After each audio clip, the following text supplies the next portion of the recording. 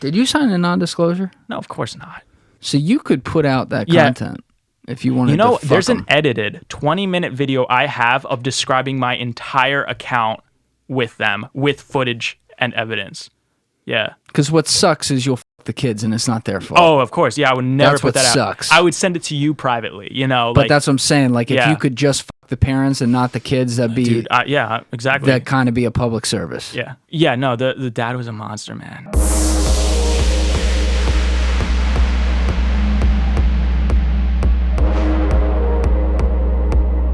What's cooking, everybody? If you are on YouTube right now, please hit that subscribe button, hit that like button on the video, and as always, if you have a second, would love to see you leave a comment down in the comment section as well. To everyone who has been leaving likes and comments on these videos, thank you. Huge help. Let's keep it rolling. To everyone who is listening on Apple or Spotify right now, thank you for checking out the show there. Also, really appreciate those 5-star reviews. Let's keep those rolling. We're doing great. And if you haven't already, be sure to hit the follow button on either one of those platforms. And I look forward to seeing you guys again for future episodes. Now, I am joined in the bunker today by my friend, Mr. Chris Giuseppini. Chris is a longtime YouTube content expert who's produced and consulted on content for various YouTube creators for years, and we had a good, nice, random convo today. This one was all over, but Chris works with my friend Johnny Drinks, who's been on this podcast for number 35. If you haven't seen that channel, it's a great one. They're doing a phenomenal job. John and his dad are the star team there, and Chris has been working with them, I think, for about 8-9 months now, something like that, and they've really taken off. So was glad to have him in, and I hope you guys enjoy it. That said, you know what it is. I'm Julian Dorey, and this is TRENDIFIER. Let's go! This is one of the great questions in our culture. Where is the nuance? You're giving opinions and calling them facts. You feel me? Everyone understands this, but few seem to do it. If you don't like the status quo, start asking questions. I'll get these out in a second. What's going on here, though? I brought something for you in celebration for 100,000 subscribers. Yeah, 100,000 subscribers. It's a big deal, right? But thank you. I have a story attached to this. This is sake, which is Japanese liqueur. You might have you ever had sake? Sake bombs? It's the same thing, right? I don't know what that is. Like if you went to a hibachi restaurant, they spray it in your mouth. Yes. So that's what I was thinking of, because I'm seeing these cups and I'm like, that's not what's happening here. But yeah. Well, right. So I'm gonna pour. You know what? Maybe you could pour this. Is that a? I'm forgetting now. Is that a sake bomb, or do they call that something different? And this is the sake bomb. I have no idea. I just know this is sake. Because I've only ever had it where you're all sitting around the thing and they like pour it in you from the outside. I've never had it in one of these. Well, this is like this is actually a teacup. And when you drink tea, like the fancy tea drinkers, they drink it out of this. And what they do is they pour the tea just like one shot at a time, and it just changes the flavor. Like it grows more and more intense as the tea steeps longer and longer. And that's kind of also like a Japanese way. But I got this for like an equivalent for a shot glass for this sake. I'm gonna pour this. So not tea. Not today. Not tea. Next time. I'll come with an entire tea set. I forget what this tastes like. When you try it, this is what it tastes like. I'm going to tell you before. All right? It's like if white wine was a liqueur. That's how it tastes to me. This is like I'm doing it all over again. It's cheers to 100,000. Hey, cheers. Thanks, brother. So there's a story attached to this. That's great. It tastes really good. You like it? Yes. All right. Well, you can have some more. I'll fill this up.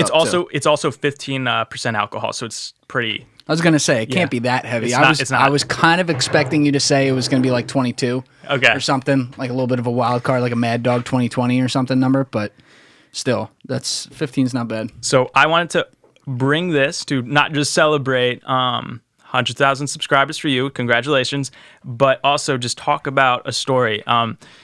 There was a time I went to Japan for 5 days in 2017. I was directing a commercial, and my business partner, the director of that, the producer of that commercial, brought me to like a hole-in-the-wall Japanese restaurant. It was off of a main road. So Tokyo is the largest city in the world in terms of land size. Oh, you were in Tokyo. Tokyo, yeah. How sick is Tokyo? Really sick, dude. And we could get into that. Like, all right, tell your story. Yeah, and then we'll get into that. About Yeah, that, please. I got a lot. Cultural difference is crazy. Like, we'll talk about it. Yeah.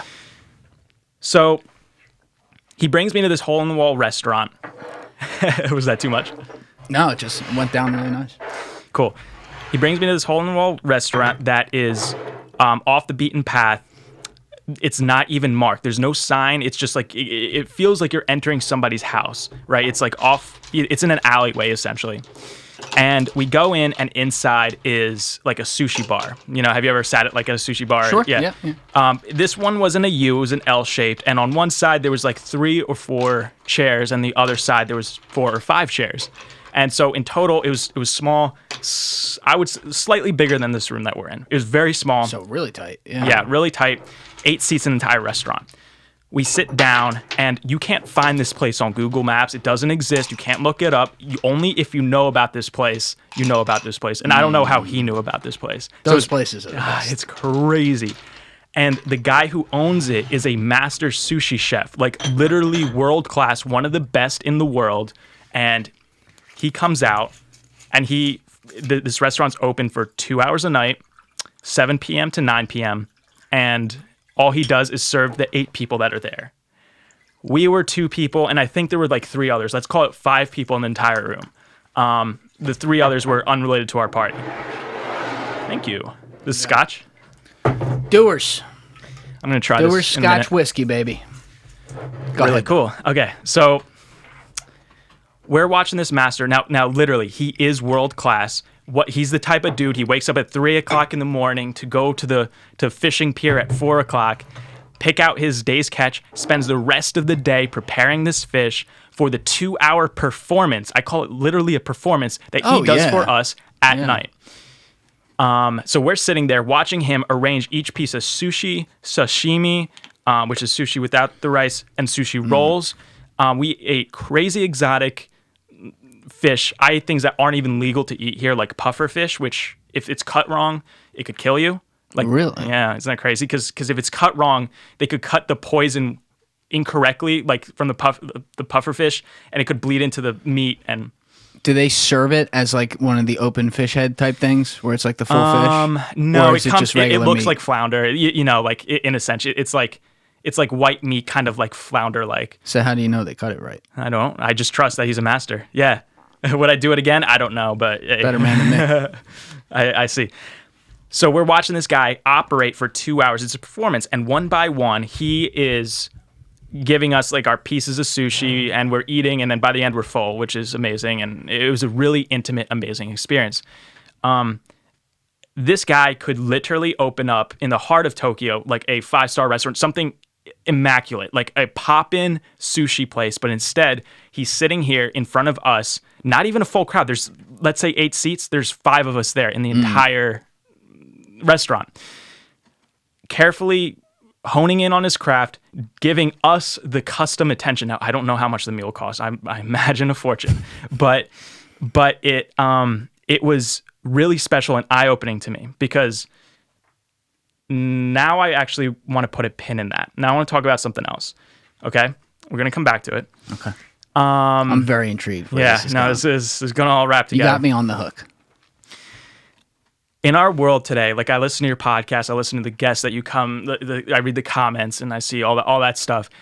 There's a lot of confusion in the world that we have today. You know, there's a lot of stress. There's a lot of opportunity for existential dread for us kids in our 20s, growing up in a world that's changing, evolving. We don't feel like we're in control, and we don't know what to do with ourselves. And it's really scary. And I call it a sense of existential dread. It's really, the way I describe it is, dude, you feel helpless. Like, how can we make the world a better place? You know, all these influencers, like, everyone's trying to give their voice, and like, how can we save the planet? These people don't agree. Dude, it's chaos in the mind, okay? And it's causing a mental health epidemic, which is really concerning. But It's a part of it for sure. The thing I want to lay down in the foundation to the audience, to you, to everyone is no one person, you can't change the world, but you can change the world for one person. And that's what the sushi chef was doing for us, where he could have just been doing crazy stuff, but he focused really on his craft to do what he was doing in front of an audience of only 5, not an Instagram account, not a TikTok page. Yeah. 5 people intimately over the course of 2 hours when he could have been doing anything else with his talents in the world. And I want to put the world at peace and just say, hey, tend to the part of the garden in which you can reach, and the world will be okay.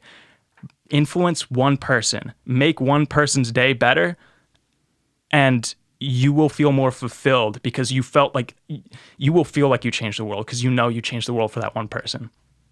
That's a beautiful way to start it off, man.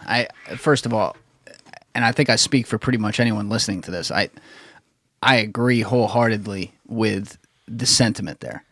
We do get caught up in this world, and guess what? It's a part of business too. Like if you're a content creator, which you and I will talk about that, but we're both in that business in different aspects. But like it's a part of this world where you have to build an audience, build a community, and all this stuff. And it's numbers, and they're important for certain things like that for sure.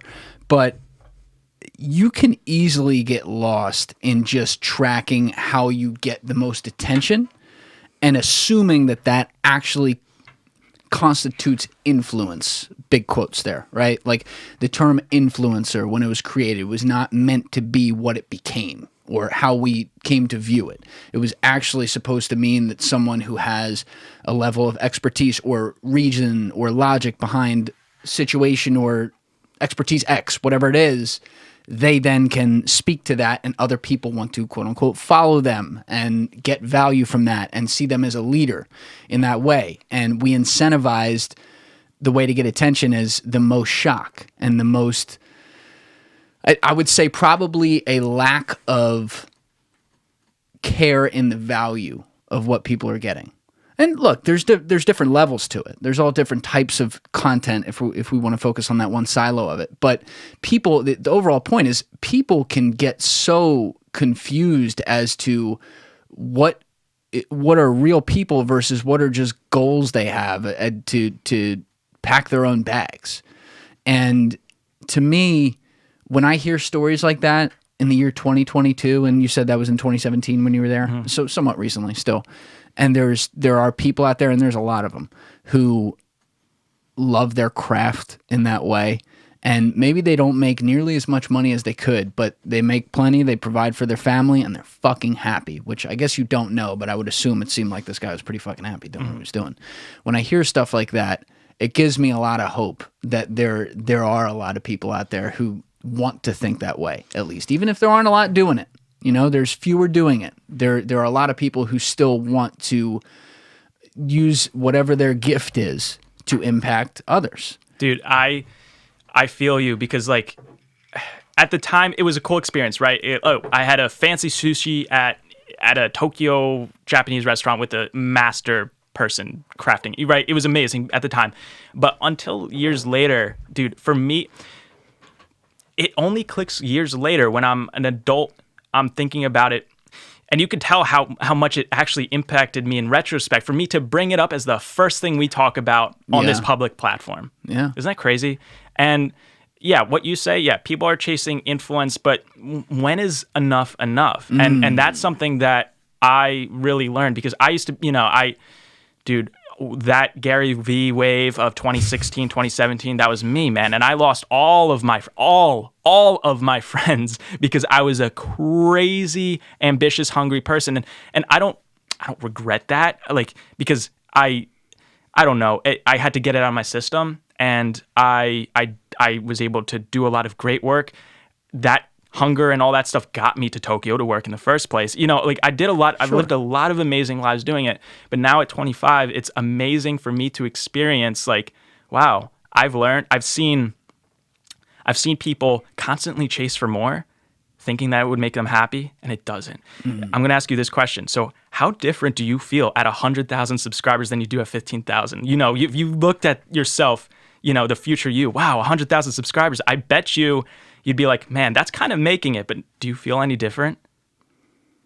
You feel a little validation. Do you want the marketing answer or the honest answer? Oh, I mean, both, but honest. Yeah, why not? I don't really give marketing ansers, so it's going to have to be honest no matter what. I don't, and I don't want to like, I don't want to undercut myself or anything, or not recognize how cool that is and everything, especially like people who reach out and people who've been longtime fans of this show, believed in it day one, and people have come on board and are getting here early and seeing what it's about. It is a humbling thing, and it's amazing. But no, I don't feel any different because it's just interesting you started the show with that story and then with the theme you put with it, because it can work a couple different ways for good and bad, right? And I feel like I can be a little bit of a hypocrite with what I said in response to that right now by saying that I look at the numbers that happen here as the lifeblood and the result. You have to do these numbers on a page to monetize yourself and like be able to let this thing breathe and survive. But you're separated from it. You know, even when people reach out to you, think about that. They're not reaching out to you like you're on a stage and there's 10,000 people in the crowd and somebody's raising their hand. It's not like that. It's someone in their house or in their car, on their phone, on their computer, whatever it is, and they take the time to message you or comment on a post and go back and forth with you in negative or positive ways, whatever it is. They're taking the time to at least like get at it with you. They're doing that alone. It's one-on-one in their mind. You know, so in a lot of ways, I see all the one-on-one contact, but when I see like a number like, oh, you have 100,000 subscribers, it's just numbers on a page to me. I don't think of it that way. And I'm a little bit weird. Let me ask you that. Okay. I'm sure you get that at this point dozens of times a day where you get like a really personal comment, right? Sure. Right? Now, how does that make you feel? When I get a very personal one? It doesn't have to be. It could just be like, I enjoyed this video. But like someone took the time out to type something out. Oh, it's amazing. Right? That never gets old. Like when people write that, I'm almost like, I can't even believe you took the time to do that. Thank you. And that means significantly more because it's a human engaging rather than the numbers and the analytics, right? Yes. Because now I'm on that one. You see what I'm saying? I'm on that one-on-one with them now. They're not comment number 200 or whatever it is. I'm talking with this person. And that's really special to them because they look up to you, right?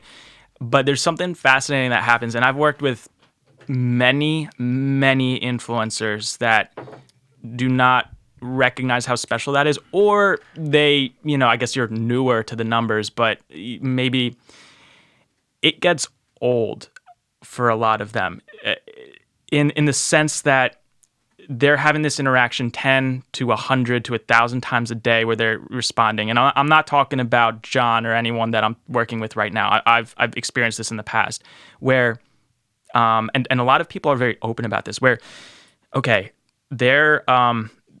people are pouring out their hearts to them, but they can only handle so much because they're human, right? Now, over the course of years, months, however long the follower has been following the influencer, the content creator, they've developed a one-sided relationship where they know the person. And now the content creator, the reason it gets old for them isn't because they're an asshole or ungrateful. It's because life gets really heavy when you have to be somebody's savior over and over again. If that makes sense. So there's a term for this thing, and it developed in the 20th century, but it's... Guys, I've been sleeping on my 8 Sleep Pod Pro cover for the last almost a year at this point. And I got to tell you, I can't imagine life without it. 8 Sleep's proprietary app goes right into my cover. It's connected electronically, technologically, whatever you want to say. And it measures my sleep stages throughout the night to make sure that I wake up after an optimized sleep and therefore am very energized. So as I like to put it, you'll wake up in the morning after sleeping 6 hours and feel like you slept 8. So if you use the link in my description, along with the code TRENDIFIER at checkout, that's TRENDIFIER, you can get $100 off your own 8 Sleep Pod Pro cover today and welcome yourself to the rest of your life of beautiful sleep. Ever so true now, and that's called a parasocial relationship. It's a one-way street relationship that you have with anyone that you have there on your wall. It's like, okay, I follow Kylie Jenner, I follow her life, I've watched all 15 seasons of her TV show, I've followed her since she was 15 years old. I feel like I know her really well. When you have if you ever meet Kylie Jenner, you know everything about her, she knows nothing about you, she never knew you existed. It's a very strange dynamic and uncomfortable almost when they're like, okay, what do you know so much about me? Like, I don't know you're a stranger to me. Does that make sense? And that term, there's a vocab word, and it's called a parasocial relationship. And it's a big problem in our world today where everyone's, trying to be famous and everyone's always well connected, but, oh, you responded to my tweet 15 times, but like, you're still a stranger. So. Yeah, I don't really... It's hard for me to concept it because first of all, I'm a little dude on the internet right now. Let's get that straight. So I don't have these problems like, some of the real people on the internet do. But, one day you grow big enough and you're facing that all the time. That's a heavy thought for me because I do take it. I take people's personal stories personally. Mm-hmm. Right? I don't take comments personally at all. When people give me a compliment, I'm very grateful for it. And like that has a personal nature to it. But that's like a one-dimensional thing, right? When someone takes the time to like basically gas you up, it's a beautiful thing. It's simple. You know exactly where that part of your brain is. Like, wow, this person took the time. Let me talk with them. Cool. When you're doing thousands of them even, it doesn't really get old because you're like, wow, that's like, I can't even believe these people are doing this. When you are answering informational comments, that gets bland. You're answering. What do you do for a job? That type of stuff. Yeah. Not even that. That can be a little personal. I'm saying like when they're talking about the video or things going on. Yeah, okay. People are gonna have the same types of comments and stuff, and you're going back and forth, and you want to make sure someone raises a good point that it's seen. But that's more like work. And then the negative comments are fun. I have a lot of fun with those. Do you ever go into like there's a section of YouTube comments that they spam filter it. I forget what it's called, but like the ones that didn't go through that you have to like filter spam or not. No, I allow all comments. Oh my gosh, good for you. Oh, okay. Yeah. No, I'm very. I hear people complain about like negative comments all the time, and those are the most fun. They're fun. Yeah, I was gonna say like,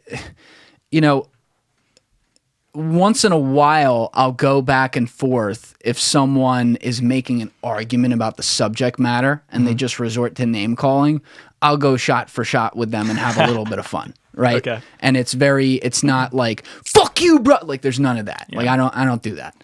The one place where I've ever gone in and made sure I'm firm, like I lay down the law, and this hasn't happened in like 6-7 months, but whenever someone on TikTok would try to comment that it was a scripted podcast, I would because that's for 3.5 hours. Yeah, that's a public that's comment so funny. about the literal quality of the product. Yeah. I would lay down the law, and I actually converted a few fans from that, where they DM me and they're like, "Hey, you know what? My bad. I left that comment quickly. You're right. I went and checked it out. I said, no problem, man. I hope you don't mind me. I got to defend that, right? When someone comes and puts that and it's towards the top and it gets a lot of likes or something, I got to make sure like people know that's not what this is. Here's where you go check it out. I want to be transparent. But that's so rare, right? The negative ones I'm dealing with, I have fun with them. I mean, I think it's great. Like they're taking time out of their day to say, fuck you, die. And I'm like, all right, cool, bet. Let's go. Wait, who's ever said that?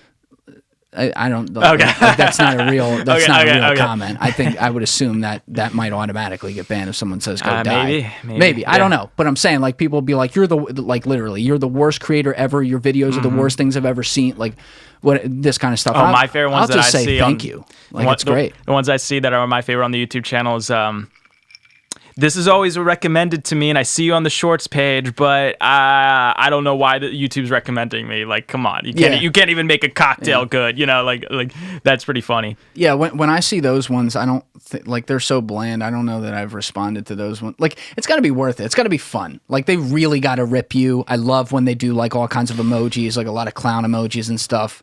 I'll give them hearts and say thank you. Do you get like celebrity comparisons at all? Celebrity comparisons? Yeah, like oh, you look like this person, you know? Like shit, yes.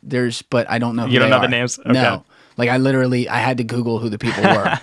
They're like, you look like this YouTuber or whatever. And then I Googled it. There were like two or three over the years or over the last year that I was like, maybe. All right, yeah. All right, cool. Like, I'll take it. Like, cool. Well, you know, I mean, whatever people see, it's their right to see it. So when you respond to those when you respond to positive comments and to go back to like the one-on-one relationship stuff, that's you changing the world for one person, because they just sat there and potentially listened to you talk for 3 hours straight about something, and they took to the keyboard and wrote some sort of thoughtful response, whether complimenting the production or engaging in the conversation. And for you to rebuttal on their opinion, man, that's special. That's really cool for them, because they gave you 3 hours and you gave them 45 seconds, but you let them in literally into the podcast. You let them into the world of the conversation. I want them to be. You know, isn't that cool? It's so cool. I want people to feel like they're a part of it. What I never want to do, and here's where the line is that I think everyone should want for this, but I can't speak for people. It's like, I'm never going to just appeal to the crowd to do whatever people want because 2 people said it or 200 people said it. And then, you know, like, you are never going to see me send out a tweet saying, I'm talking to so-and-so today. Any questions you want me to ask them? Fuck that. That's not what we do here. There's no script sitting here. There's no plan. We sit down, we took a sake, whatever the fuck, to start this thing. And I have no idea what we're going to talk about. I can imagine there's a couple things based on your career, but you know, who knows where you're taking it. You've already taken it to places I did not expect this to go, right? I love it. That's how every fucking person that comes in here goes. So I'm not going to sit here and be like, oh, so-and-so was wondering this. If there's a huge, hanging, engaging thing that I was interested in, I'll give you this was the only time this ever happened. Like with Jim DiOrio. He was in here for number 48, and there was an event he talked about on September 15th, 2001, that he divulged what it was, and then he cut it off at a spot. And I was getting the signal from him in here based on me knowing him that like, let's not go past that, because he had to make sure, like, he already shares so fucking much on here. He wanted to make sure, like, is that something I should say out loud? And so there were people who were asking in droves, because the clips ended up going viral. Like, hey, when you get him back in, can you ask him about that? And there was one other thing in there, like a plane crash too. So when he came in, what ended up being 6.5 hours, 2 episodes in, I guess, like November. Yeah, at the very end. That full episode, that was the like 9/11 stuff? Well, or the we FBI went to it again. Whatever? Yeah, he came in again. So he had 2. But like at the end of the 6 hours, the last 15 minutes, I hit those 2 things. Because guess what? I was also interested too. Because the plane thing, we had accidentally gotten off like to another subject without realizing it, because we were just talking. And so we never came back, and I wanted to come back to it. And fans happen to want to come back to it too. And then with the September 15th thing, everyone wanted people coming back to that. And I'm like, I had talked to him, and he's like, yeah, I can say what it was. I'd asked him ahead. So I'm like, all right, if I remember to do it, and I'm sure I will, I'll bring it up at some point. And I almost forgot. Like, it was at the end of 6 hours, I was like, oh shit, let me ask about this. So like, I'll do stuff like that. But in order, like, the reason that I feel like people adopted this, and like now they're adopting on YouTube, which is really cool. But for a long time, you know, we were just on Apple and Spotify, basically. That's where even when I was charting in the top 30 on Apple Podcasts, we had fucking 10 people watching on YouTube. It was kind of funny. Is there any, like, have you noticed crossover from the YouTube audience to the Apple and Spotify stuff, or, you know? Sure. Now, it's lesser since I started ripping on YouTube, because a lot of the people who are finding me on YouTube consume their podcasts on YouTube. That's what I wanted. When I was on TikTok, a lot of the people finding me on TikTok, I would send them to my YouTube page. I didn't put my Apple and Spotify links on there on purpose. I put YouTube because I wanted them to see, even if it didn't have numbers, I wanted them to see like, okay, this is legit. Like there's a production here. Like, okay, wow. All right, let me check this out. I see. And 99.9% of those people went to Apple and Spotify when they would check out YouTube. They would hit the subscribe button early on YouTube, and they'd never come back because they consume podcasts on Apple and Spotify. Interesting. Now we're actually getting people who are a part of that 30 to 40% of people who consume their podcasts on YouTube, which is very cool. Almost every podcast I listen to, I consume on Apple Podcasts. There's one podcast, which is the first podcast I ever started listening to back in 2011, 2012. Been listening ever since, and What podcast? It's called Painkiller Already. It started as like a gaming podcast, but now it's literally a corner of the internet that's crazy. It's just ever see FPS Russia? FPS? I don't think Really? so. Oh, okay. He was a guy in southern Georgia that did gun videos with a Russian accent. Hello, my friends. It is FPS Russia today. Maybe I did see that, and but today there's we're guys going who to do shoot that. 100. Yeah. So anyway, he's one of the hosts. Woody's gamer tag.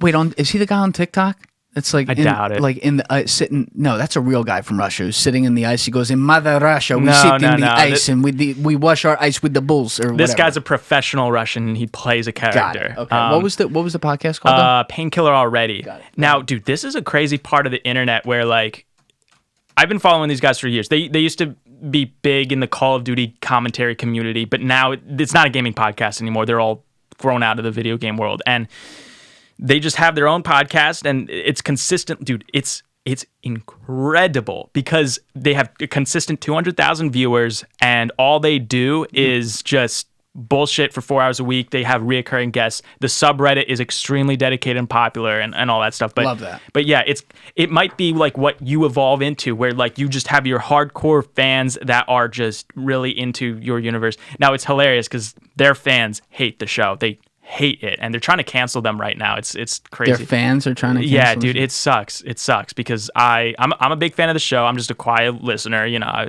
Why do the fans hate it?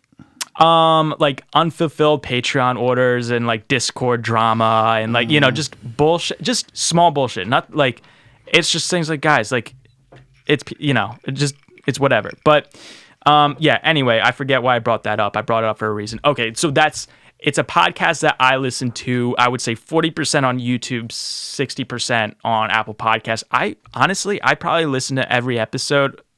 There's been years where maybe a year or two that I've missed many of them, but as my life has evolved. But every other podcast I listen strictly just for audio, unless it's clips or the Pat McAfee show, which is, he live streams that on YouTube. Yeah, right. Yeah, I have that on the background. So yeah, and there's different strokes, different folks with this kind of thing. So like it was great when I was just building on Apple and Spotify for a long time.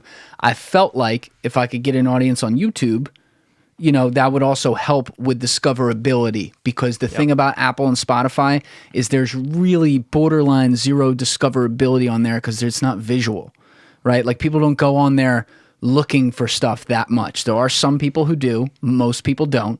They get their podcast from where they see it in their feeds and stuff, or where they hear about it. And so when you can put the full fucking product on YouTube, it was like, all right, I got to figure out how to get this to people. And I posted, I mean, you and I have talked about this a bunch. So also for people listening, want to understand a little bit, we're going to get into obviously everything you do and whatever, but you've been nice enough basically as a charity case on the side, consulting with me a little bit since August, since we got connected. And that's because you know everything about YouTube. And I remember the first time we talked, I was like, you know, I posted the first 5 months of 2021, every single day I posted a video, and I posted a lot of, it was mostly on TikTok? On YouTube. Remember? It was like the short form clips, 6 minutes. Yes, exactly. Yeah. So I would post those things like 3 to 11 minutes. I would test out all different times. And if I got 75 subscribers from all those videos, that's a lot. I mean, maybe I got that. The discoverability was borderline zero for the time versus what you got.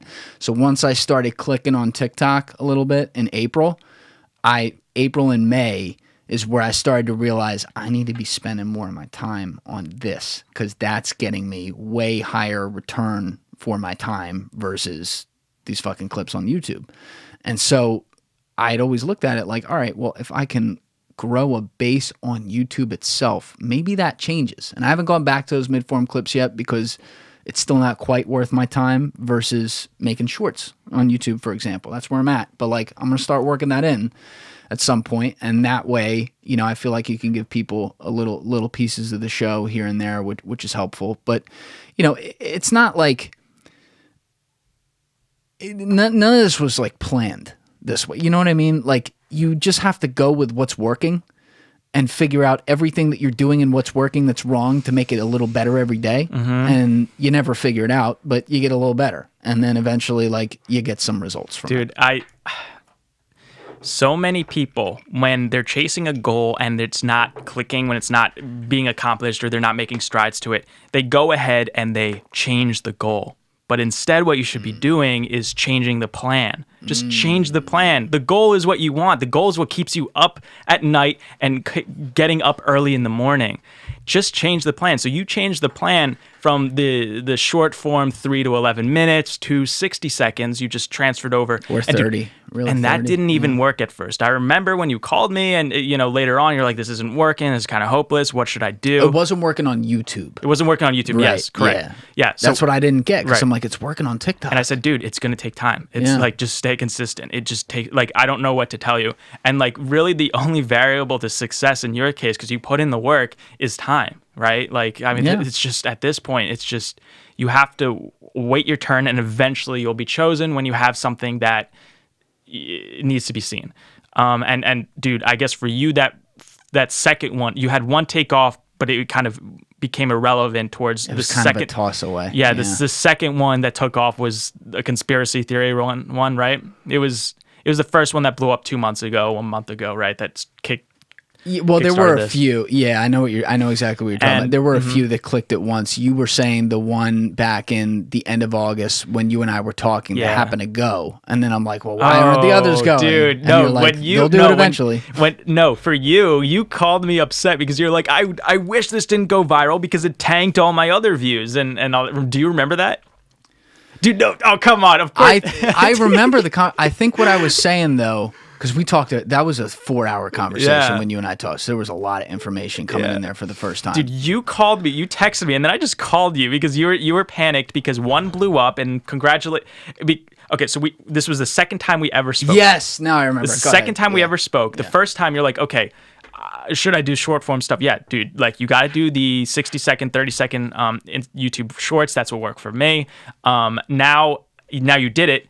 And you got your big break. You got your 2 million views on one video, and you call me up complaining because you're like, dude, this broke my YouTube channel. No.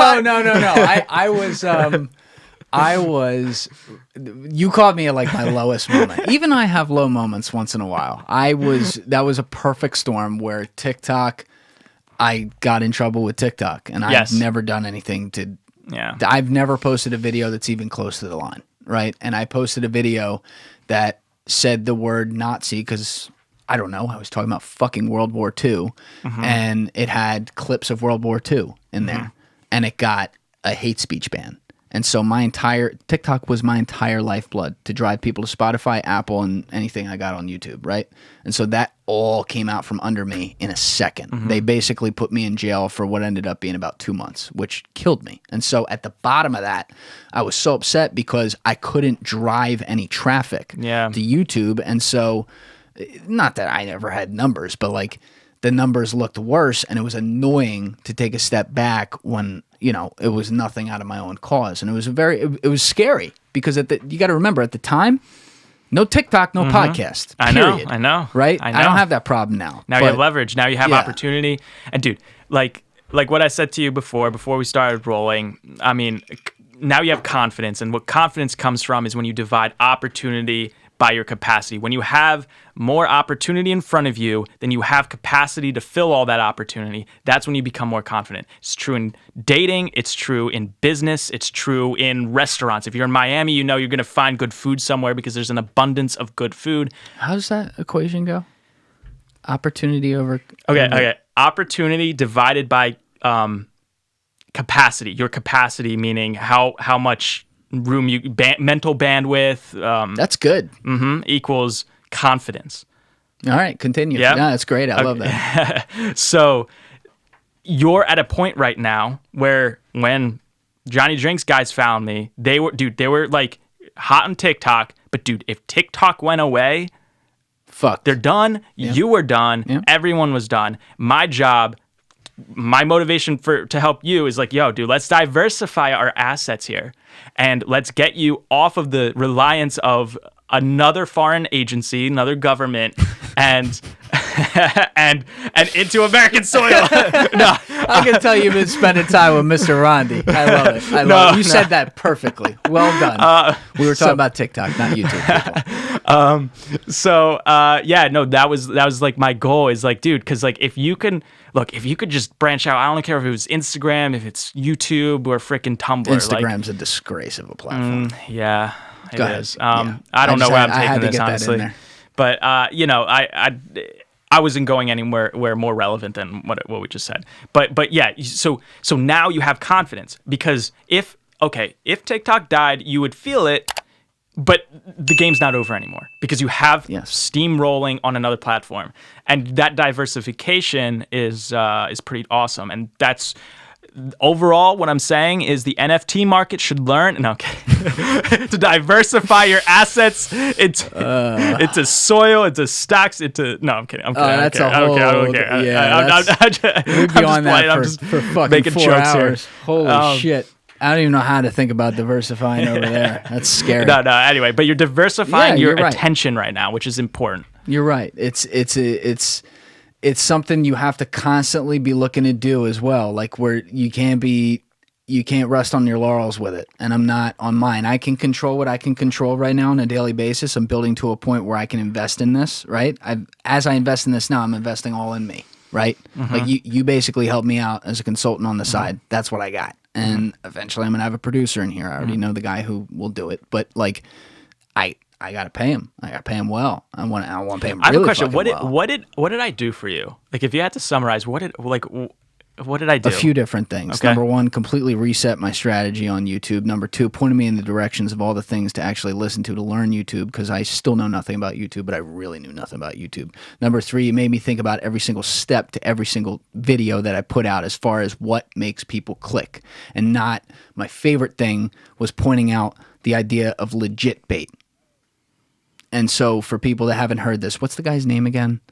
The Verasium, huge channel. The YouTube channel that talks about, Veranium sounds right, but I've never said it out loud, so I wouldn't know. We're going to have to find that. I want to give Did that I send guy you that credit. video? Yes. Okay. But then I watched the video, but like I'd already heard all of it because you explained it and then walked it through in the examples of channels you've worked with and everything. Dude, you know what I do for That's you? huge. You asked me what I do for a living, and before. By the way, I'm sorry. I don't want to get off this though. Just so people know, so they follow what I just said. Legit bait and clickbait are exactly what it sounds like. Clickbait is when someone just puts out shit that doesn't really have content in it. They just do shock and awe for nothing, and it leaves people with nothing. Legit bait is when you put out stuff that actually has quality behind it, gives people some form of value, may entice them to have to do more after it, especially with short form content. Maybe you leave them a cliffhanger that they have to go actually check out the content to do it, but you have it there. It's no bullshit. And so what you explain to me is you're like, well, you don't have that problem. You have a fucking podcast. This isn't like a clickbait YouTube channel or whatever, you know? So leverage that. Just because you have that doesn't mean people know it. You have to give people an incentive to want to get there. So when you work, you talked about titles, you talked about thumbnails, the way to do it where it's like, all right, you know, you're straddling the line a little bit. You got to make it clickable. So some people will say like clickbait no matter what, but how do you do it to where most people are like, God damn, I got exactly what I just clicked here for, or I got most of it. That's amazing. Yeah. I'm sorry. Go ahead. I didn't want to cut you off. I just want to make sure people knew what that was. Yeah, I remember what I was going to say, but I don't remember how we got there, and that connection is important. I think in very subtlety. So, like, in order for something to click, I need a good transition, right? So I'm not, like, what I'm about to say is talk about, like, when you ask me what do I do for a living, but, like, in order for it to resonate, you need a connector. And if you're looking for a connector between what you knew and what you know you have to do, but don't find the motivation or don't, there's something missing. I'm the thing that connects the that. You have to lose weight. Oh, I see what you're saying. Yeah. All right, So- let me walk this back for people. You're Okay. saying like within the content category, for example, which is one of the verticals that you work in, you're kind of like the consigliere. That's what you are. I'm gonna put a word to it. Okay. You're the All guy right. that people go to where they kind of know that there's like 3 or 4 potential answers out there, Yeah. or maybe 10, but only 3 or 4 are right, and they can't figure out which 3 or 4. And then within those 3 or 4, they can't figure out which one to really focus on. And you're the guy that asks all the questions, uses examples, helps guide them in a certain direction to come to a very comfortable conclusion where they go, that's the one we're doing. I'm going to clip that one and I'm going to use it on my website. All No, right,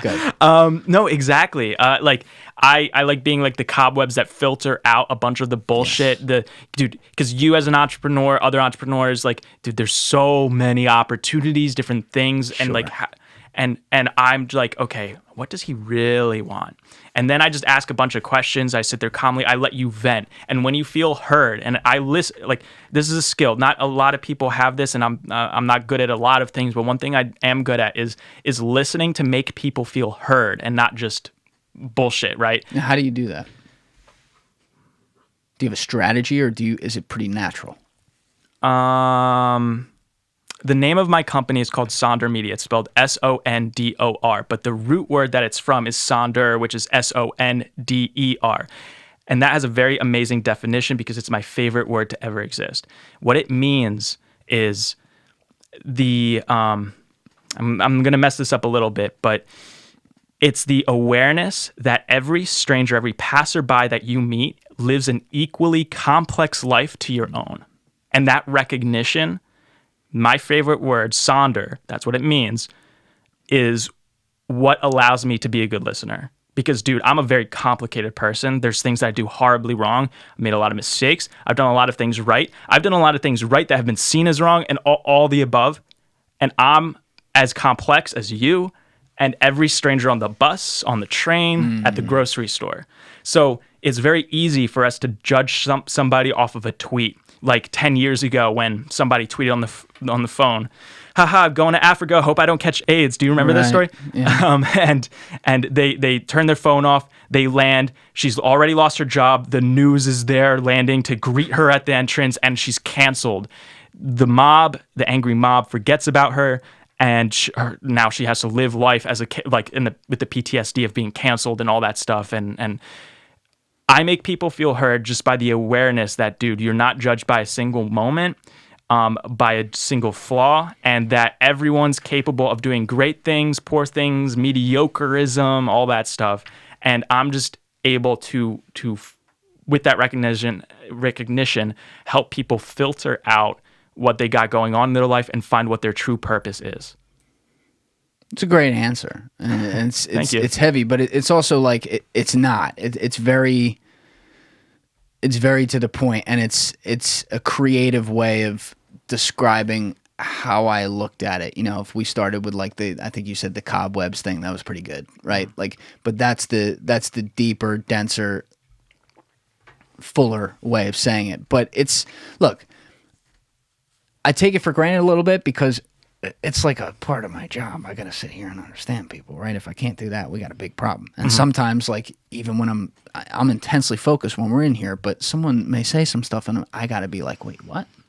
Say that again? And I'm good at picking up those things. So like when I'm working with someone, I know when they're listening, when they're not, and I'm like, okay, this isn't relevant to you to hear right now. I'm going to store that and bring it up 4 months later. Dude, that happens to me every day. Like you bringing it up. Yeah. So I'll bring up a good idea, and they'll be like, oh yeah.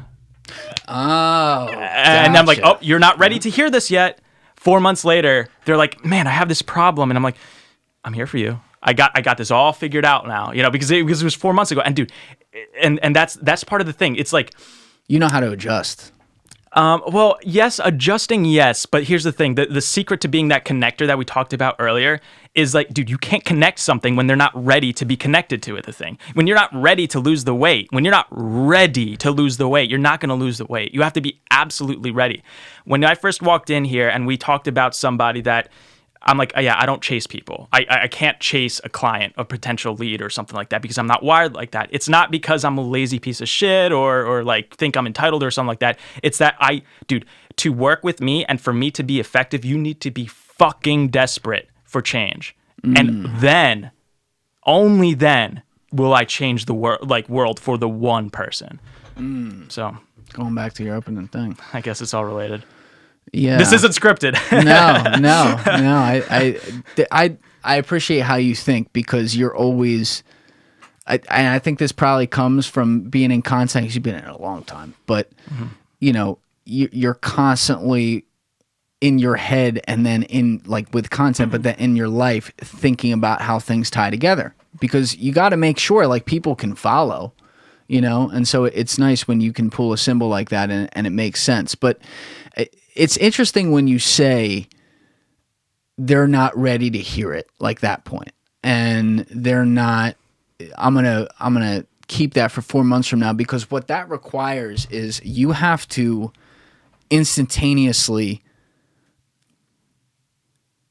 react to exactly what's happening right there. Not just what they say, but how they say it, or what they don't say, and how they don't say it. And then make a judgment on your own communication to then retransmit in another direction. And this is happening fast. I mean, this is in any conversation it could be. It doesn't just have to be business or something like that. It's personal conversations all the time.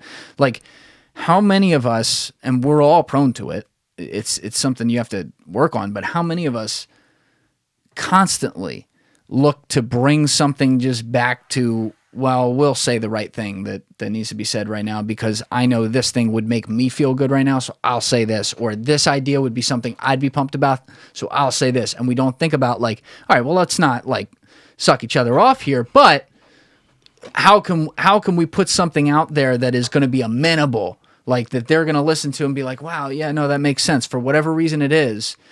And at the same time, potentially introduce something that's not so outside the box that they're not ready for it and they're not even listening. Now they're not tuned in anymore. Like, how do you stay on a level? It's like a dance. Like, how do you stay on a level where the two of you have this intense, focused communication that does not lose anyone's interest? That's really probably the way of putting it. And that is absolutely for common conversations up to the most emotional conversations. Interest is still a thing. I mean, interest is the key. Like, is someone just upset and you're not saying anything that makes any sense, so now they're just upset staring at the wall while you're talking in the fucking air? Or are they upset and they're staring at the wall while you're actually talking to them and it's going in their ear and they're listening? It's two very different things. Yeah.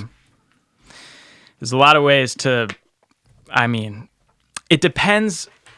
You have to learn who you're working with too. Like, you have to understand how they want to be, how advice transmit. Like, and as you grow in a relationship with somebody, you can read them better and all that stuff. So that communication gets better over time. Like, who can I be to best serve you right now? And like, especially with a significant other or like a business partner or a client or a friend, any of these individual types of relationships, if you could read that person and understand who you can be, what character you could play, not to be fake, but like what role you could play in that person's life to make them feel at peace with themselves. Yeah. Okay. And so when you ask like, oh, okay, how can you, I forget the exact question, but it was like, how can you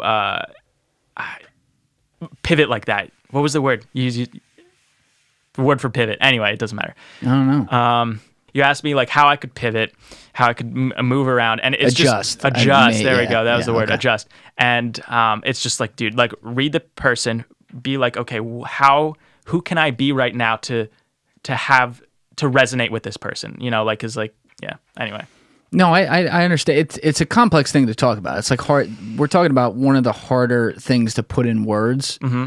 That has happened in this studio. I think we're doing a pretty good job. You're doing a good job, it sounds like. Oh, well, thank you. It's like, I think people listening know exactly what we're talking about. I hope they can follow it because it is difficult to like I can break it down. That front cerebral, whatever cortex, whatever the fucking brain part is. I'm gonna break it down thing better. Where you're sitting across from somebody, it's weird. Analogy giving is a skill. You have to develop it over time. It's a very difficult thing to master, and I don't claim to be good at it, but I'm better at it since I realize that it's a skill and you have to learn it. What's written on my cup here is relevant to what we talked about now. What the fuck did you It's an write on equation. Okay. An equation? I thought you were creative. Yeah, but I'm also analytically brained, so like I could turn off and on when I need to, and that's my unique trait. So we were just talking about remember when I referenced this person's not ready to hear this right now. I bring it up 4 months later, right? Yes. I like that. So some people, when they give advice, they think, no, you need to do this now, right? Okay, but all change is incremental change. You don't become an overnight success overnight. It takes 10 years, 10,000 hours, all that stuff, right? To be ready, dude, you worked for a year and a half straight before you got your first thing to take off, right? On YouTube. Okay, this equation answers that. So we've got here, we got 1.01 by the 365th power. Now, what would that equal? 1 by the 365th power. Isn't that 1? That's 1. Yeah, I was going to say. That's 1. Now, 1... See, I remember math. 1.01. Okay? That's a lot more. A lot more. To the 365th power is 375, right? All you have to do is 1% a day. Yeah, 1% a day. Yeah. Incremental change, and in a year, 365 days, your life will change. You could change one thing about you. And over the course of 10 years, you could change 10 things about you. And the other thing to add to that I think is important, not that you want to use this as a crutch. It's very important to keep that. That's why I like that equation. I've never seen someone put it like that. I laughed at first, but that's pretty good. But yeah, you have peaks and valleys, right?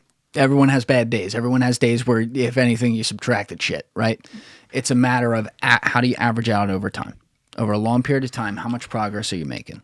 Month, 2 months, 3 months, 6 months, 12 months, right? And you're constantly judging this. And then you can see it in numbers. I mean, you can see it, one of the guys you're working with right now, obviously, John, you can see it with his numbers and what you guys are doing there. Yeah. I can see it with my numbers. I think a year ago I was at like 125 subscribers. Like, yeah, that's growth. That's good, right? And it's not one a day. It's a percentage, right? Mm-hmm. But it's also not like a straight line up like that. It was more like this. It was, and for people listening and not watching, I'm like waving my hand and then boop, and now it'll be like this again. And there's like right now I'm testing out different types of content over the past 2 weeks. Like, it hasn't worked as well.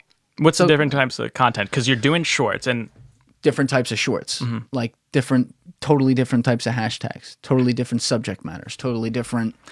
Have you noticed an effect of where do you put the hashtags in your shorts? Like, how does that work for you? And is there any effect in that? I'm so simple with it. Okay, and this is mostly from learning from my friends in the YouTube Shorts pods. YouTube's done a really good job, I will say, over the past 4 or 5 months or so, really aggressively trying to learn about this. And so what they've done is they've taken creators and they've invited them into little pods of maybe like 100 per pod, where we have a contact of someone who works on the shorts team right over at the company, and we have phone meetings or Zoom meetings and exchange ideas and stuff like that. And so people are constantly talking about what's working. So I try to find the simplest things, and I'm always adjusting a little bit, but I don't, it's rare that I'll go hardcore and totally take a left turn on stuff. I have done that a little bit over the last 2 weeks, but with hashtags, to answer your question,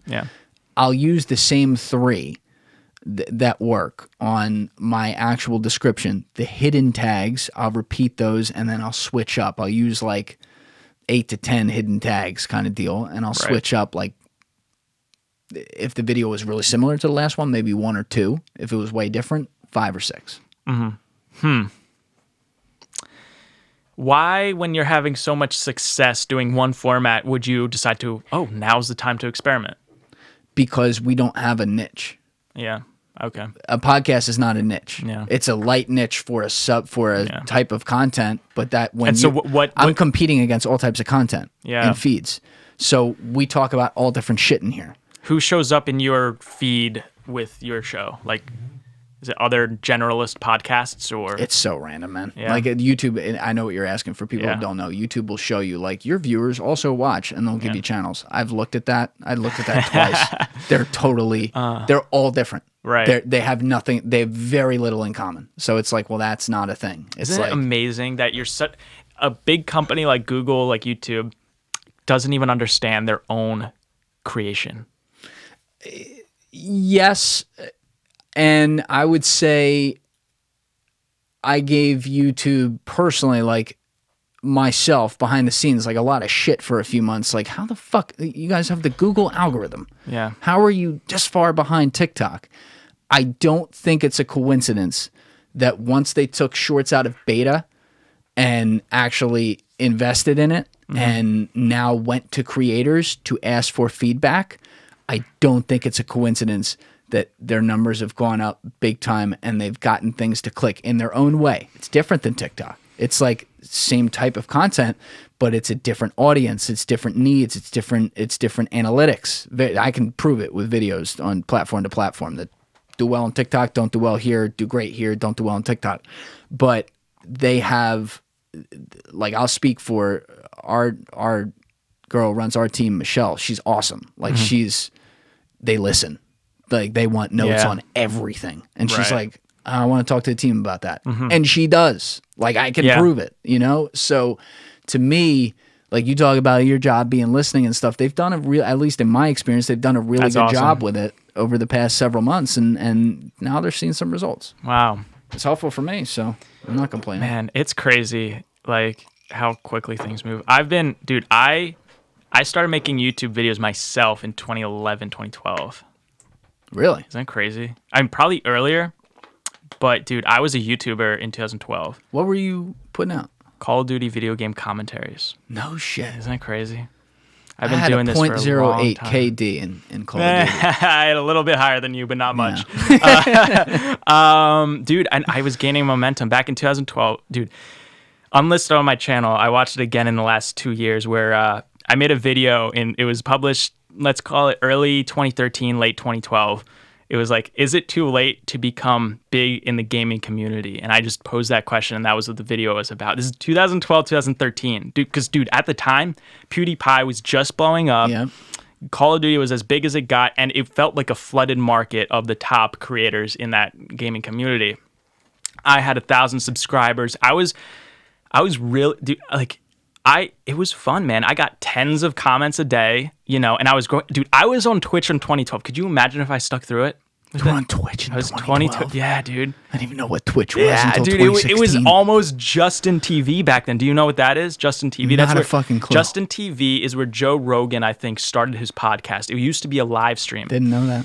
Then it turned into Twitch. I don't know if they got bought by someone or what. It turned into twitch.tv, and it turned into a gaming platform where I streamed. My capture card was called an Elgato HD capture card. It was HDMI into a computer cable, and it OBS didn't exist back then, or if it did, I didn't know about it. But you know, I had my own capture system, all that stuff. I was making Call of Duty video game commentaries back then, and dude, I was uploading every day, and my numbers were going up, and it was amazing, and life was good. Damn, and I that's stopped. so long ago too. Why'd you stop? Nobody's She ever went to college? No, nobody's ever asked me that question. It's a crazy story, dude. Back when we were in high school, when did you graduate high school? I was 14. 2012. All right. There was no social media influencers back then. There was one kid that got 1,000 likes on Vine once, you know, like, and that was a big deal, right? But YouTube wasn't cool, dude. And when my YouTube channel got discovered, holy fuck, kids, I might as well had nudes leaked. It was really, dude. It was crazy. I got 1,000 subscribers. Surprised me, dude. But yeah, dude. Okay. Back then in that Call of Duty era, everyone was doing like today. Everyone's doing the YouTube boxing. Back then, it was like YouTube rap battles, and you know, like it was, Ashton Larold was on this podcast. It was like he was the guy that what was the video Epic called? Rap Battles of History. White kid destroys.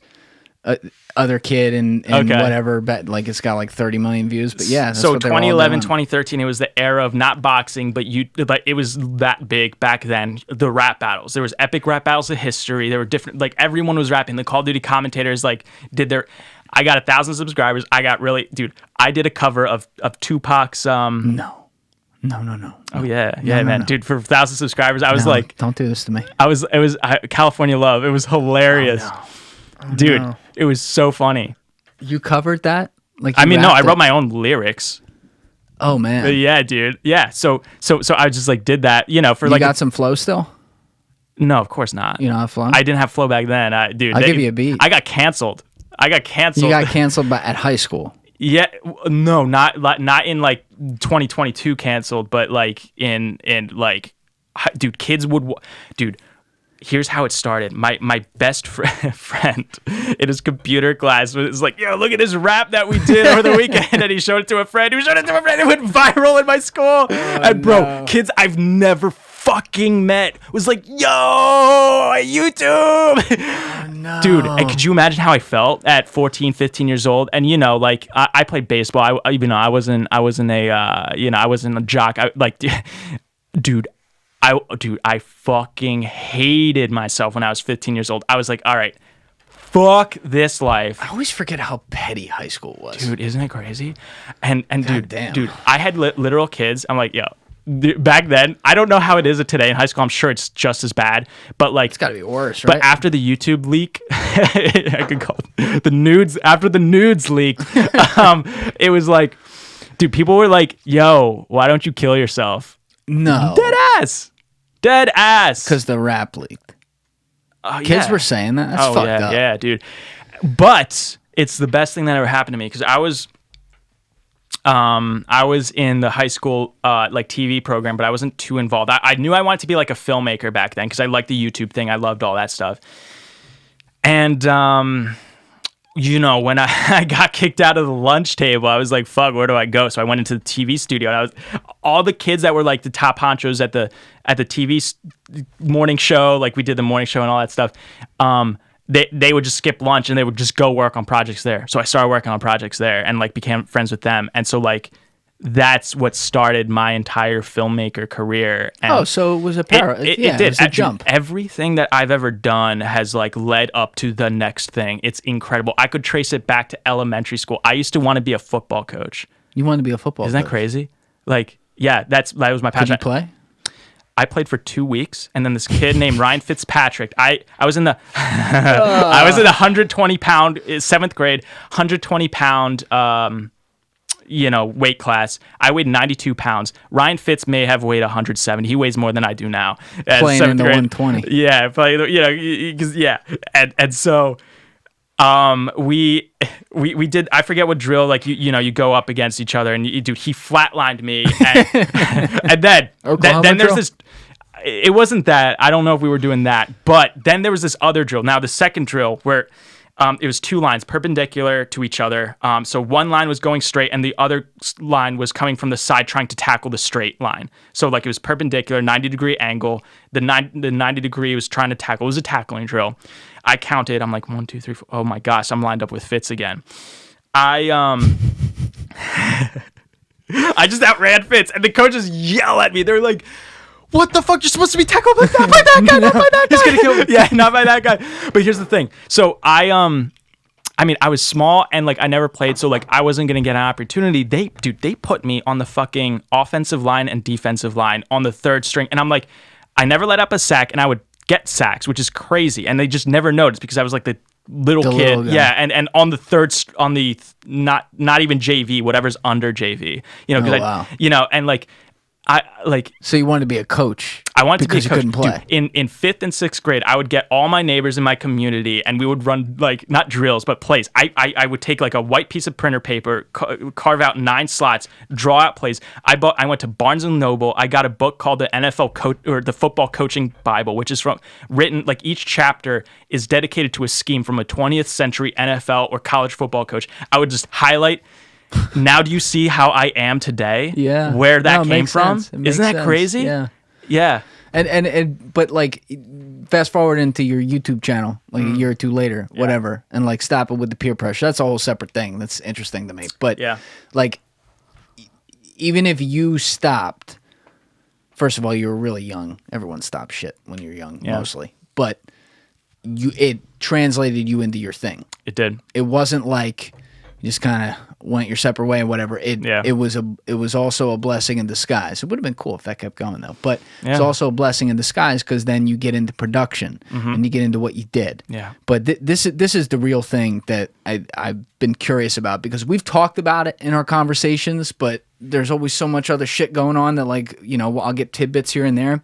But you, after college and majoring in fucking film and all that shit, you went out west, right? And you worked on YouTube channels. I did. This is what I don't get. Is that just... Because this is what, like 2017, 2018, 2019? Yeah. Okay. Yeah. Is that just you DMing somebody? And then you end up Good question. You want to hear that? How'd this work? So remember when in the beginning of the podcast I said like I had like a little Gary V stint type of deal, like in terms of like... just gotta do it, man! You gotta grind, you gotta hustle! When you're 20... Okay. So that's how I lost all my friends. No. Yeah, dude, I was like, I'm not going to graduate with debt. I'm going to pay off college. And so, like, granted, like, my parents paid for a lot of school, like half of school. But, like, I was still going to have a couple like maybe 25,000 plus in loans. It's not nothing. It's not nothing. It's not nothing. And I was like, I don't want to graduate with debt. I can pay this off. I got to figure out how to pay this off. And I had a very important conversation with a friend of mine. I was a junior, so this is, let's call it October 2016. I was a junior. He was a senior. He was my roommate. He was the first one in any of our friend group to get a job where a production company flew him out to, like, let's say Atlanta, Georgia, to work on a car commercial. He was like an assistant camera or something on that crew. He comes back and he's the hero. You know, he got a paycheck, a hotel, paid for a flight, you know, and we're like student filmmakers, you know, watching like Film Riot on YouTube and stuff like that. Eating fucking ramen. Yeah. And he comes back, got his, you know, paycheck of $400, whatever it would be. And we're like, you made it, man. And I'm in this kitchen. I remember having this conversation with him. He's like, dude, I'm going to be working this job. We're never going to retire being filmmakers. We're going to die loving our craft. And that conversation was really transformative for me because I was like, nah, that's not going to be me. I want to fund my art. I want to do the art on the side. I could make money. I know I can make money. I want to do my art, and I'm gonna retire with dignity. But you didn't. So what do you mean though? Because you didn't view going to make films and going to make content for other people as art. We could get into that. That's curious to me. I don't. I do not. I'm gonna ask a clarification question here. So like Frank Coppola. Yeah. Directing Godfather 1, Godfather 2. Two perfect movies. Yeah. He got a paycheck. That's art, of course. That's art, but that's what I mean. Yeah, okay. So those people that say, do your art, do your passion for a living. I'm not wired like that. I'm not saying other people can't.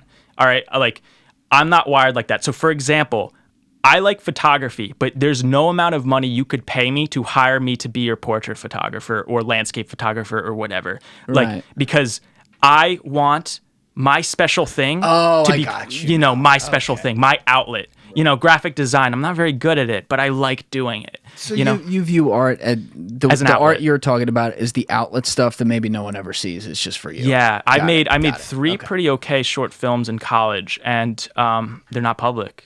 But that's the thing. What if they were? It wouldn't be art now? No, I just don't know. I mean, I make stuff literally just as my own creative voice to like in my own echo chamber. I don't. You know, you could keep pressing against that, but I don't know if I have a real answer why. No, I fuck with this because a lot of people are like, "What the fuck is this guy saying?" I've heard this kind of thing though before. Okay. It's like one of those creative gene type things, but like that's a weird barrier to put on it, and money's a weird thing, and like financing your life is a weird thing, so it can complicate stuff. But like, if you had put out one of those and for some reason it was like a fucking Oscar winner or something. Yeah. The way you're defining it to me right now is, okay, well, now it's the job. It's not art. But like, what if the intentionality behind it wasn't thinking, even if it wasn't business at all, but like, let's say it was going to be something that you knew was going to be public. If you're not thinking of it like that and you're approaching it like, yo, we're fucking making something right now. As, by the way, every artist who's made a fuck ton of money in their life in any type of medium has approached it that way. They may not, like, the beauty of it is they may not be thinking about at all about like the amount of money or like what the bag's going to be. I love that, right? Like, that's not how I think of it. And I could tell the people that don't think like that, but like, that's still, they know it's on the other side. Right. Like, I know doing this podcast, a lot of like the content I'll create for this, it's art to me. Right? Like, I sit here, I make fucking movie trailers for this shit. Right. You know, they could take 30 hours sometimes. Right. Like, that's fucking art. And like, I don't care if it's one that, like, I know less people are going to fuck with it because it's not going to get as many comments or whatever and not go as far. There's sometimes it's like, I want that for the library, you know? But I'm not thinking about like, well, how many subscribers does that get me? And then if I get to X subscribers, like, oh, well, how much money do I make? I do know, though, as you grow, you make money. Yeah. It's just that, like, it's, I don't know how much it is, but like, you fucking put food on the table. I got to do that. I think I don't have a good reason, but it might be, and this, I'm not saying it's this, but it might be along the lines of, if my documentary or short film got some sort of recognition. Short films don't get recognition, but let's just say it did. Then it opens it up to, like, not that I care about like more scrutiny, but obviously there's some PTSD from high school, from the YouTube stuff.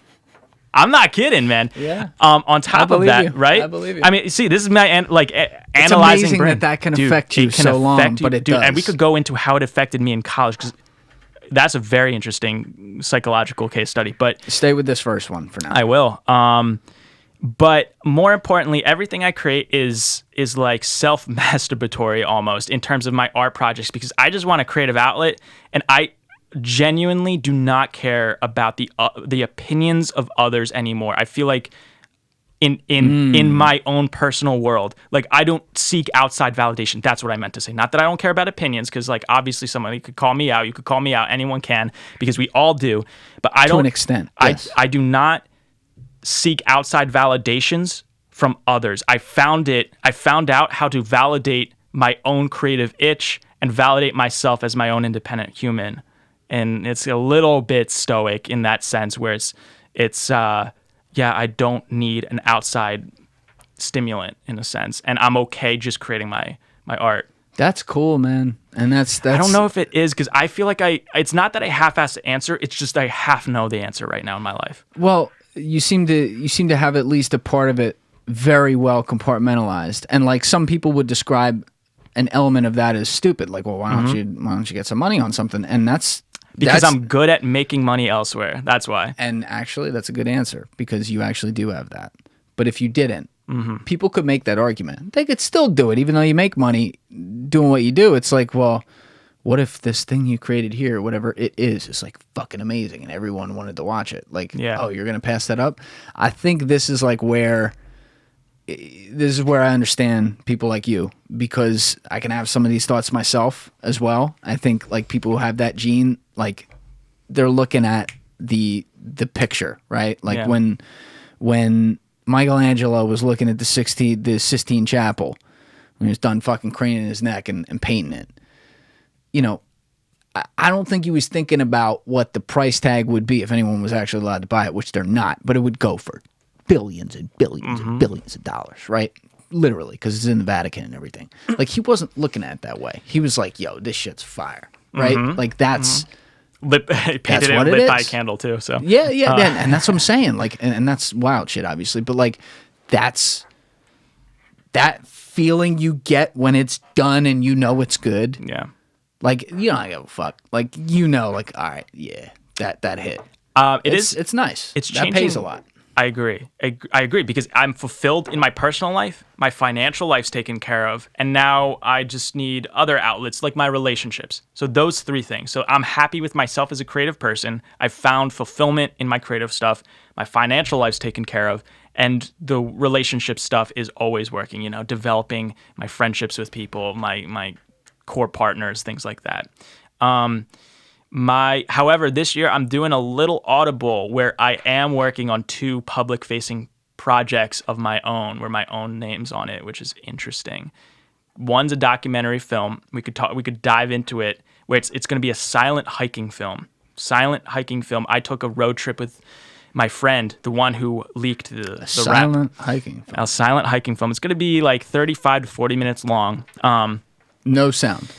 It's going to have music, but no like talking, no voiceover, things like that, if that makes sense. So That's like better. it's, it flows. And what I did this summer in June, my friend and I took my Honda Accord and we drove across the country, and for a month we just lived out of the car and slept in tents and bathed in rivers, and just like, it was fun. We went to national parks. It was amazing. I'm glad you had fun. Count me out. I think everyone needs to experience. You know what that was? It wasn't me being a hippie. It was me being a hippie, but it was me. I needed to like self-sabotage because I was coasting at that point in June. I was making decent money, and this is even before I met John. Which I guess we should address eventually, but I was making very good money, and my life had become stale, and I needed to like mix up the puzzle pieces a little bit and kind of control suffer, if that makes sense. And control suffer? Yeah, control suffering, essentially, is that what I call it. It's like, okay, my worst problem isn't, oh, I'm bored. It's, dude, how do we find shade? You don't realize that that's a problem until it's a problem. You're just sitting out there and you're like, we can't just keep the car running. Okay, we're gonna use our tarp and like build a shade for it, like connected to the car doors. And then, dude, and where do you shower? How often do you shower? Dude, there was a 4 or 5 day period where we didn't shower. And me not showering for 4 days, with like, I could go a day with, like I shower once a day, but like I could maybe go 2 days and then before I feel like, but when you don't go for 4 or 5 days, when you finally bathe in cold river water, it's angelic almost, because it's like you've never had a better bath in your life because you're so grateful for what you have. If that makes sense. So like I was overstimulated, dude. The social media choice deprivation. Yeah, choice deprivation. Right. I had one focus sometimes, like where that day was like, okay, we do our hike in the morning because we would wake up at 4 o'clock. We would do some sort of 11-mile hike, be done by 11, because by 11 it's 92 degrees. And this summer we had that heat wave. Where were you again? South Dakota, Wyoming, and Montana. Heard great things. Beautiful parts of the country. We visited the Grand Tetons, Yellowstone, a bunch of state and national parks, and it was beautiful. And what we tried to do was we tried to like beat the crowd. So we would wake up before everyone and drive into like a hiking place before everyone and get done as people were showing up for the morning. Yeah, it was really something else. And we would be in bed by 8:30 at night. But no, he slept in a tent. My buddy slept in a tent. I slept in a hammock. Isn't that cool? The best sleep I've ever had, dude. So you had to set up the hammock. I had to set up a hammock. Different every time. Yeah. Don't you need like trees and shit for that though? Yeah. Yeah. So sometimes I did There's a lot sleep. of trees out there, obviously. There is, but some places, like, so for example, we're in South Dakota in an area called the Badlands, which is just basically rock desert. Halsey made a song about that. The Yeah, Badlands. yeah, there you go. Yeah. Remember that? And so did that was her album, and Badlands is Bruce Springsteen. Wasn't Badlands a single though on the album too, or was that? I think that was the name of the album, and Bruce Springsteen has awful Badlands. with album names, by the way. The song. For someone who listens to so much fucking music, Yeah. like I know I can name the best albums ever, like in my mind, and then the rest of them, like, oh, what was that one called again? Dude, I just listened very to. weird. I mean, my favorite album of this past year. I think it came out in 2020, but I discovered it this year. It's The New Abnormal by The Strokes, and dude, it's so good. Anyway, I listened to it on the way down here, but we were in the Badlands and there were no trees, so I slept in a car, and sometimes we slept in Walmart parking lots too. We did that. It was great, and it's just like, did you see any people this whole time, dude? Oh yeah. I don't know how deep it were. I'm asking genuinely. No, I mean, Like, because look, when you go to national parks, they're flooded with people, and dude, like. It's like there's a lot of people. But when we went hiking, almost no people because we always beat the crowds. When we went to Yellowstone National Park, and they had a record year this year because No, I'm sorry. I was asking specifically. I should have been more clear because I heard you say that. but when you would go to sleep, were you sleeping on like the usually designated campgrounds? I guess is the question. There's this thing called dispersed camping, which is like technically designated campgrounds, but not as we know it. It's like government land that they, okay, here's a circle to park your car, and here's a bear, they call them bear vaults or something like that, where you have to lock in your food because there's grizzly bear out there. Oh, that's nice. Very nice. Yeah, a week after we got back, someone got killed by a grizzly bear. But we had our bear spray, and we interacted with a bear. Bear spray? Yeah, bear spray is like very big pepper spray. And dude, I Do they like run away? Yeah, it's very effective. It's more effective than a firearm. What does it smell like? Pepper. It's literally pepper like pepper spray. It's about this size. It doesn't burn you? Yeah, it would kill a human, actually, I think. Wait, how the fuck do you spray it on yourself then? No, it's a fire hydrant. Like, yeah. It looks like hold it. Yeah, bear spray. Yeah, and you shoot it, and then they go, and they fucking run away. They run away. Yeah, like it's more effective than a firearm. And you came face to face with a bear, a grizzly. No, not a grizzly. We did not even see a grizzly. We saw a couple bears, but no, we saw a lot of bear tracks. We interacted with one bear on a trail, which was actually scary because it was in the Grand Tetons, and it crossed our path. And it was a very crowded trail. So this is the one trail that we did where even though we got up early, it's the most famous trail in the Grand Tetons. Anyway, so on our way back, my buddy who's walking in front of me, he pauses. And he's like, this. And I'm like, what? And and a bear, I have it on video too. A bear crosses and I see it. I'm like, holy fuck, it's How big. big are we talking? Yeah, it would be okay if I was standing, it would be under my shoulder. Like it was big. It was brown in color, but they still call brown bears black bears out there. It just depends. Like black bears can be brown. It's just the shape of the bear, you can tell. Oh wait, on all fours, it's right under your shoulder. Dude, it's a big I was bear. Gonna say, I was like, yeah. Okay. Yeah. Right, wow. Yeah. Standing up, it would be 8 feet tall. Yeah, like 6 to 8 feet and tall. It didn't stand up, it just crossed. No, because it crossed, it looked at him, it paused, and it kept going. And we had our bear spray out. After it crossed, I took my phone out. And I in one hand, I have my bear spray, and the other hand, I have my my phone. And I'm like, dude. And you know what's crazy about this, dude? Is so we're... No, go ahead. What do we got here? Okay. So we've got... That's not... I don't know what that is. What do you have pulled up? I'll show you in a minute. Okay.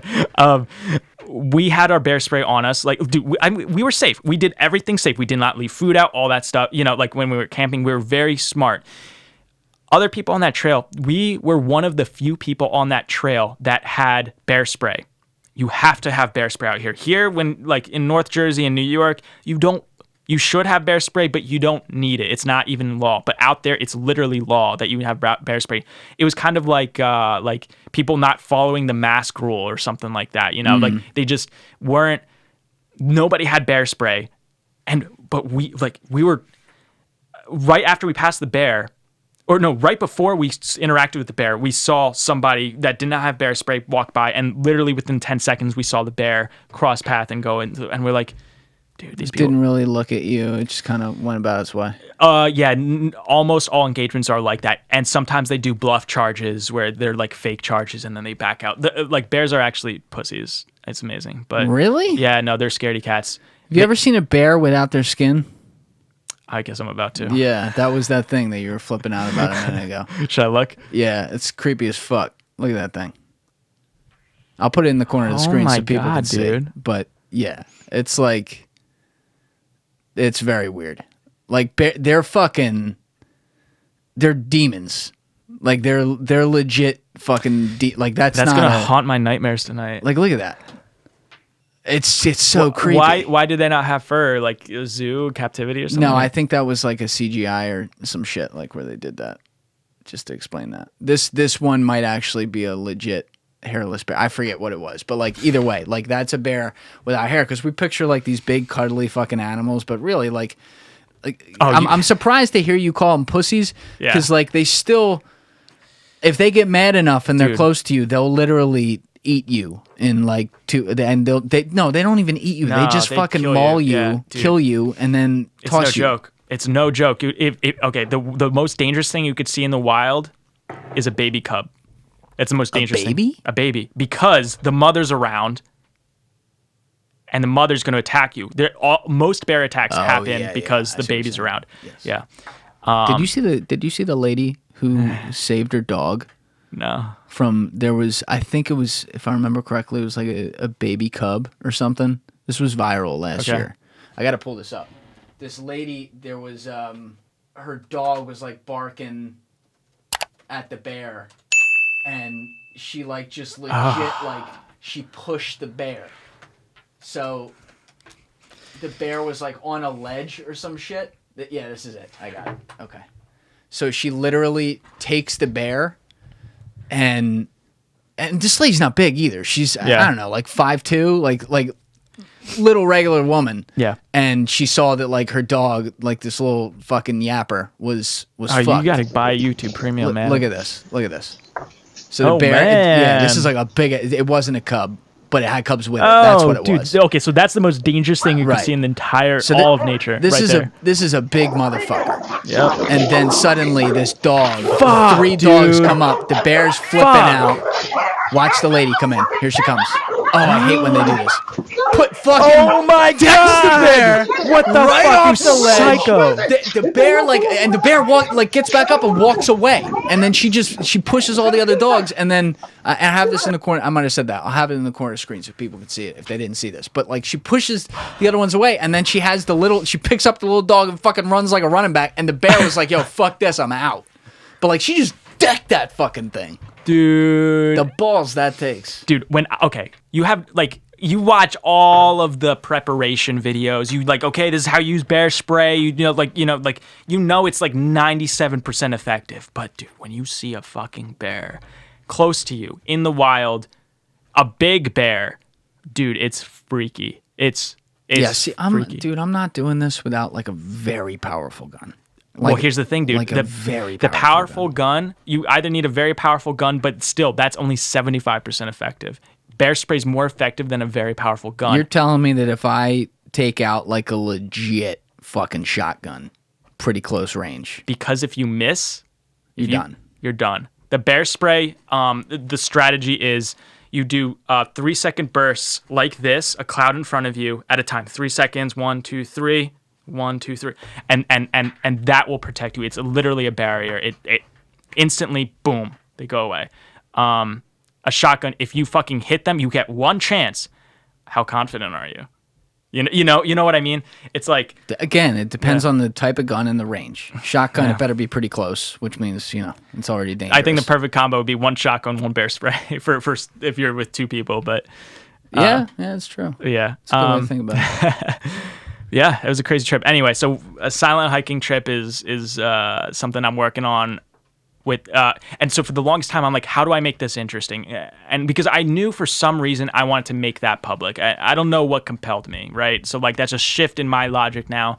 I wanted to make this film public. You don't know what compelled you, or you don't want to say what compelled you? No, I don't know. You just woke up one day and you said, I think I'll go public. I filmed it because I felt like, you know what? I think this would be a nice, like, I don't know what the video version of ASMR is. I just think it'd be very nice and peaceful and cinematic and like, I feel like the world should see this is essentially it. I don't know why. But I hadn't touched it for 6 months until from July to December because I was like, how do I make this interesting? And I was just like, I have no idea how to make it interesting. Do I do voiceover stuff? Do I, and then I started really thinking about it and I figured it out and I have about like 80% done a rough cut. Then I'm going to picture lock it, sound design, and then color correction and all that stuff. And it should be pretty good and be done soon. I have a lot going on in life right now, but it'll be done very soon. When I work on it, man, it feels like an art project because one, it is, but two, it's like I get energized working on it. I look forward. It's a reward to have the privilege of editing it and stuff. So, do you have that like artist gene of like there's a part of you that says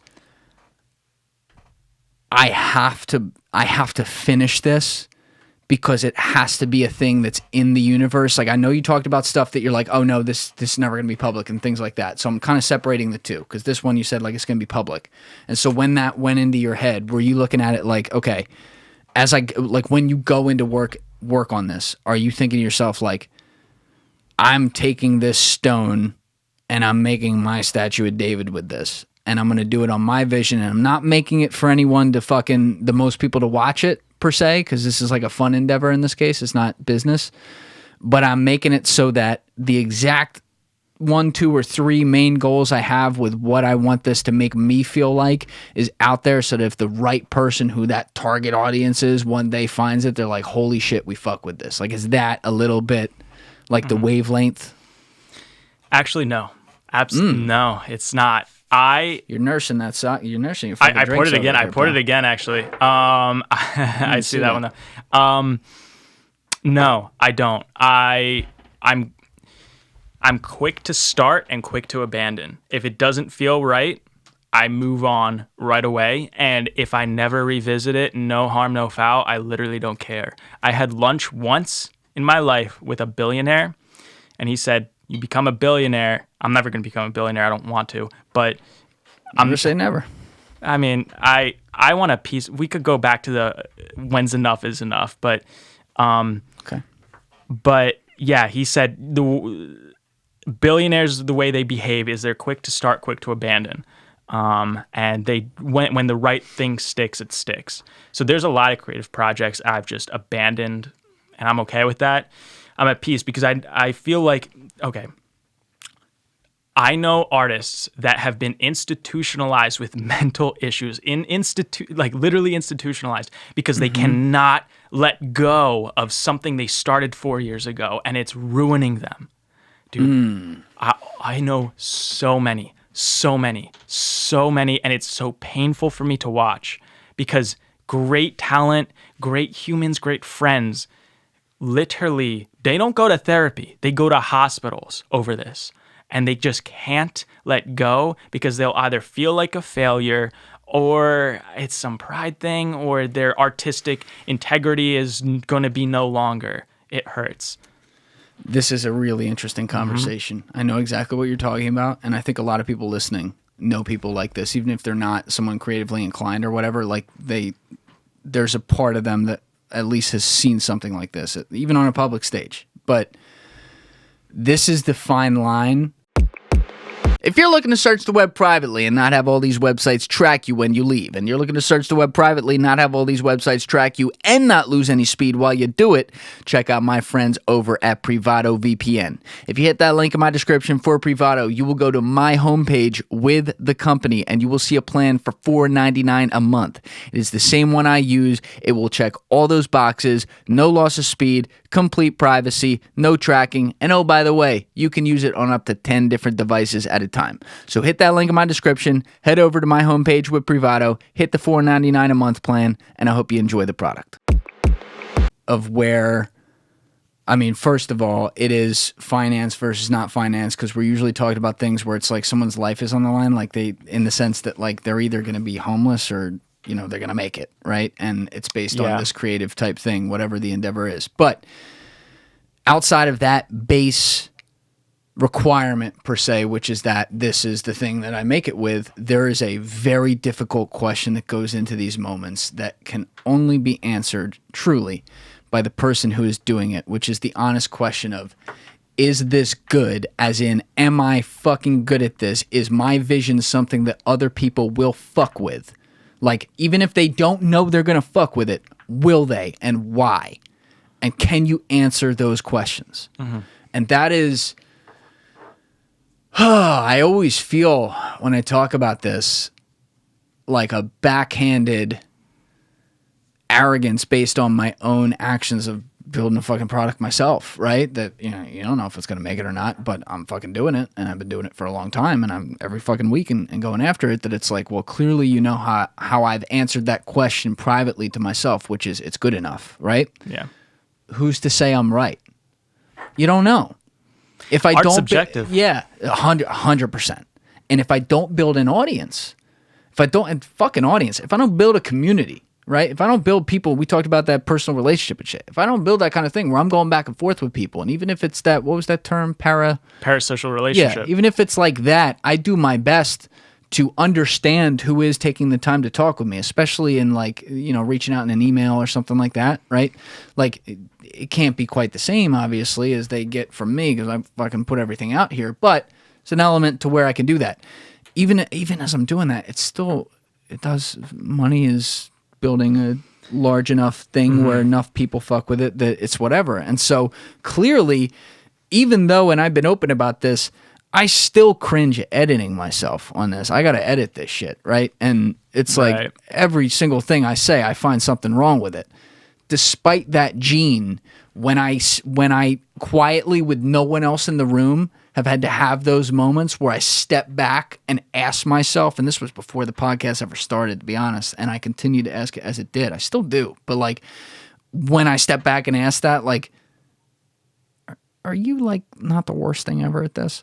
The answer is like, okay, you're not the worst thing ever at this. Like, I know I can do it. It's even if it makes me cringe, like I know like, all right, this is kind of, I'm not talented at a lot of things. This is one thing that I have at least some natural ability at. I never thought of it that way until I started doing this or looked at doing it. That's why I never did a podcast before, but enough people said it that then, and again, that's people outside saying it voluntarily. And then you have to watch the results and be viciously critical of it, right? As you're building it. And when you get viciously critical, of course, you're comparing yourself to any of the fucking top 300 podcasts in the world, which I did, even podcasts people never heard of that I thought were good. Like, you know, you have to have that honest conversation. How many people have that conversation where they legitimately think they're being honest, but they're the kind of person that isn't self-critical enough to be like, yo, no, like I suck at this, which, by the way, and I don't need to go down rabbit holes right now, but there have been other things in my life that like I go to try and I'm like, no, you fucking suck at this. Stop. Like if you sat there every day, all day and tried to get better at this, maybe you could, maybe. But like, do you want it that bad? And the answer was always no, you know, because it wasn't my thing, whatever it was. A lot of people don't have that conversation. I think a lot of artists, it goes beyond the fear of criticism. It just goes on to the perfectionism, and it's a base level of like that's such a generalization. A lot of people say perfectionism, but what does that really mean? For them, it's like, what can they accept? Maybe they can't accept that it's never going to be perfect, and they want to release something into the world, maybe based off that fear of criticism, but like, they want to release into the world that their magnum opus. They think the current project they're working on is their magnum opus, which means their David, you know, their David statue or their Sistine Chapel, right? But it's not. And my favorite director is Clint Eastwood. Very cool. Clint Eastwood directed Unforgiven, Mystic River, and my favorite movie of all time, Gran Torino. That's your favorite That's of all my time? favorite movie ever made. I can't say my favorite lines in that because I'll get called a racist, but it is funny. When he says it, it's kind of funny. Yeah. I'm sorry. So he has a quote. He says, building a film is not, you don't have to worry about each individual brick. You have to worry about the house. You know, if one brick is faulty, it's okay. It's not a big deal. He does 1 or 2 takes. David Fincher, for all of his movies, does literally 100 takes. Yeah. And Clint Eastwood usually does 1. Something has to go tragically wrong for him to do a second. And Fincher's movies also move. They're like, you know, cut. Oh, that's true too. You know what I mean? Yeah. Like But, it's just he makes actors suffer. yeah, they're totally different styles though. You know. Yeah. But it's a great point. It's a Right. great point. And so a lot of artists are perfectionists and like, no, this has to be the way I dreamed it, instead of being able to let go, take it as a learning experience and a stepping stone into what they're going to become. Me abandoning YouTube was a stepping stone to what I became. Me abandoning, I was directing music videos and fashion films for designer brands and commercials in Tokyo. I abandoned that to become what I'm becoming, you know, like all of this stuff. It's all a stepping stone, and I need to let go in order to progress into whatever's calling for me next. What about the people who come back at that without knowing any details, by the way, because we got off some of your LA stuff. We will come back to that, but we've been talking about more interesting shit right now, like that's pressing Yes. mentally. What about the people that will look at that, maybe without knowing the backstory, and say, well, that could be just trying to validate decisions to move from X to Y to Z and say like those people who go, I don't regret anything in my life because it made me the person I am today. And they keep, they're sitting there and they're on their fucking fifth girlfriend that they knocked up and, they can't pay their fucking bills. And they're like, they're sitting there ripping a fucking Marlboro saying like, oh yeah, no, my life's going to be fine because they keep on. And I'm not saying that's what you are. I'm saying like, how do you respond to that? Because it's that human nature of you keep on saying, well, it's maybe where I am, so I'll get better. And that's really never the answer. I would say that they're living a parasocial relationship with me, and I don't know that they exist. Who? The critics. No, I can't. Oh, okay. You turned that on me. I did. No. Look, sure, it can be. I'm not. There's nothing I'm so religious about that I'm going to say is for certain. My ideas change all the time. My opinion about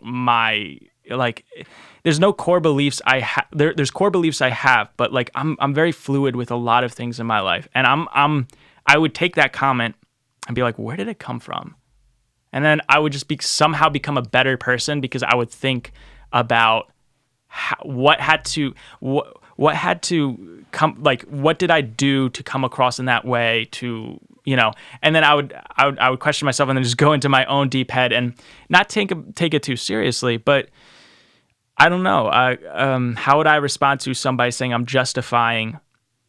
It just goes back to my comment of like, I'm just quick to let go. I just quick to let go onto the next thing because I probably wouldn't be approaching 1 million subscribers with Johnny Drinks if I hadn't let go with the other stuff. True. I had to so when I was doing LA and when I was working with other influencers, I let go of that because I saw an income ceiling and an opportunity ceiling because I was like, all right, go back to the beginning then. If you're going to go into this, go back to the beginning of that because this is what I was talking about. We started on this and I asked you like, oh, did you just DM these people to get out there? Like, yes. What did you do? How did it work? That conversation I had with my friend. Yeah.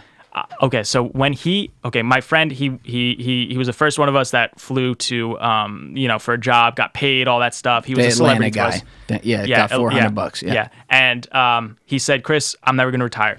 I was like, okay, I need to make money. How can I make money? And so I was, okay, I know I could weaponize my skills in order to make money somehow. Let's figure out how to do that. So I started doing like Craigslist jobs, literally just going on like the gig section of Craigslist. And I would respond to stuff. And, I would do jobs for like $150 or $500. What kind of jobs? Like mostly being a production assistant on some indie commercial. Like let's say it had $10,000 or $30,000 budget. And I was like, PA, your day rate as a PA back then was like $150 a day. Right. It was pretty good. I remember the first time I ever worked, it was for an indie short film. I got paid $40. I was so happy to be there because they had the fancy lights and all that stuff. And I learned a lot and all that stuff. And I worked for 2 or 3 days. They only needed me for a little bit, but it was a grateful experience. I was very grateful for it. The DP went on to be like a pretty awesome DP and like popular in the Vimeo cinematographer crowd.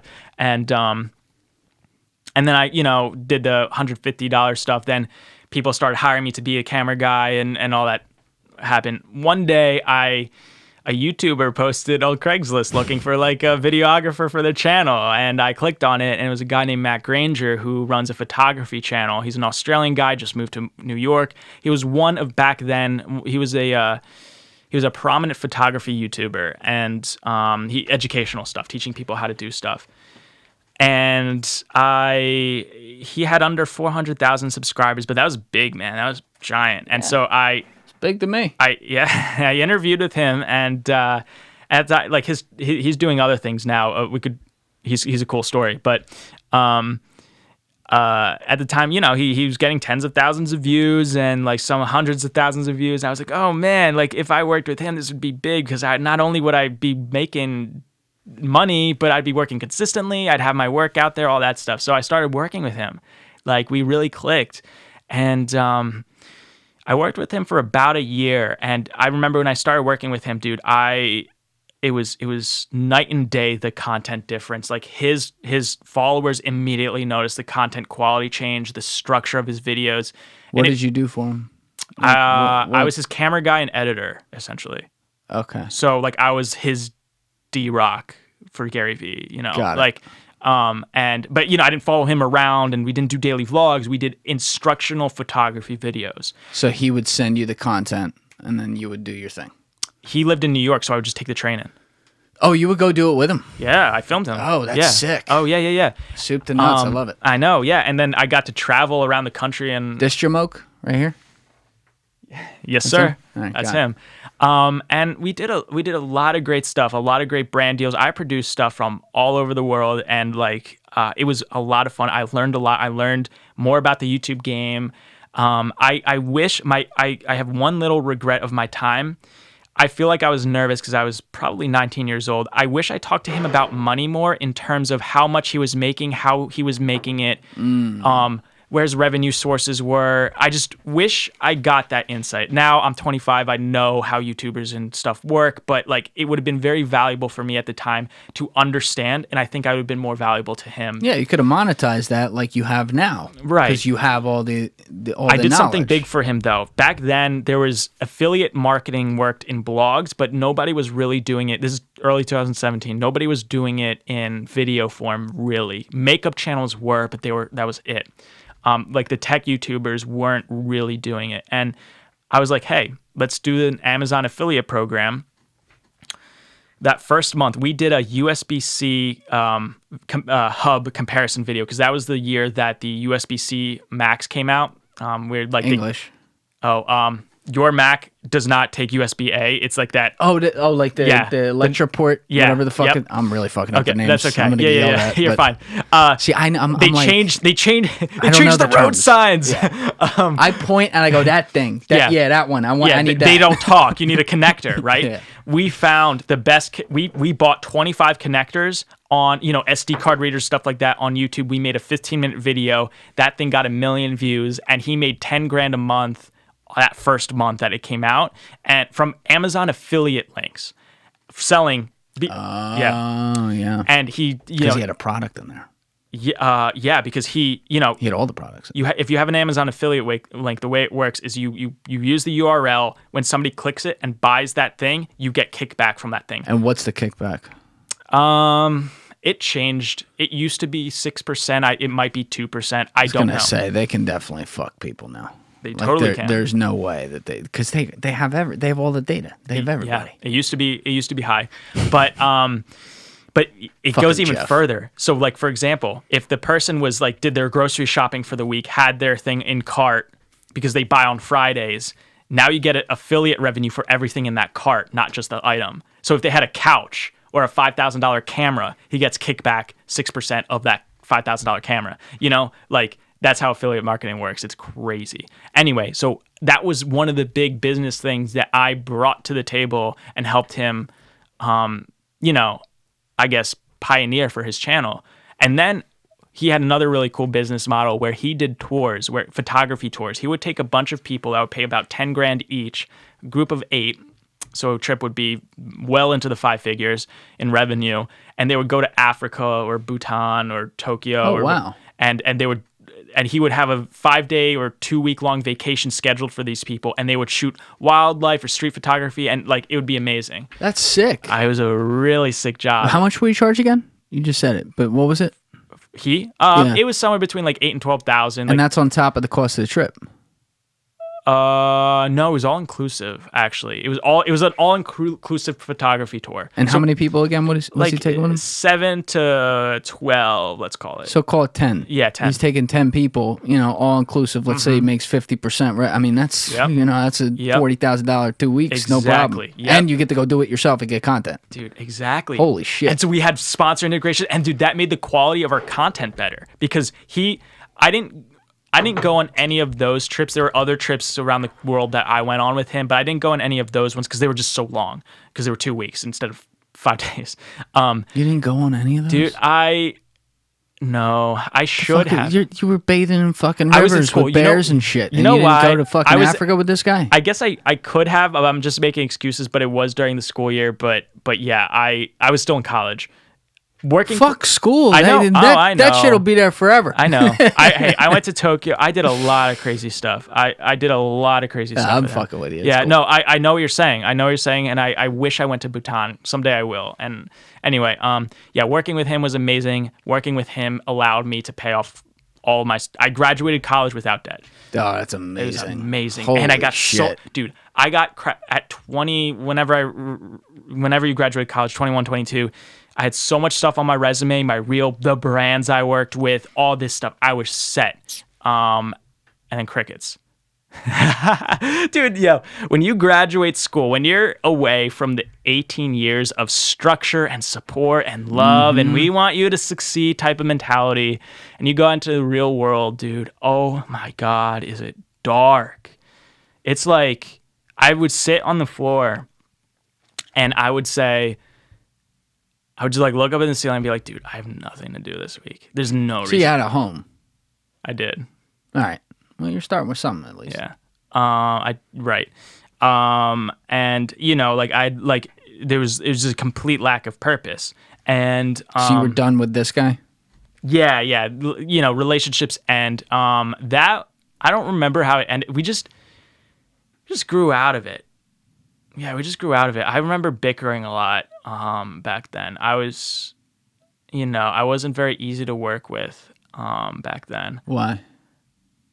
Opinionated for sure. I'm still opinionated, but I just articulate it differently. I was gonna say Yeah. That's like, it shouldn't be surprising to hear because people develop I believe this. They Yeah. develop some of their best strengths in their life, like as they grow older, like out of being a kid, Yeah. from things that were weaknesses as a kid. And there's plenty of cases where that's not the case, but I'm saying this is more common than people think. And Yeah. so it wouldn't surprise me if, like, as a quote unquote opinionated guy, you didn't have the ability to, like you talked about earlier, at all, do that thing where it's like, oh, he doesn't need that right now. I'm going to bookmark that. I Bring did that not. right. 1,000,000%. And you learned from this guy. Oh, yeah. At least partially. Yeah. Like, oh, maybe that's where I could have done it different.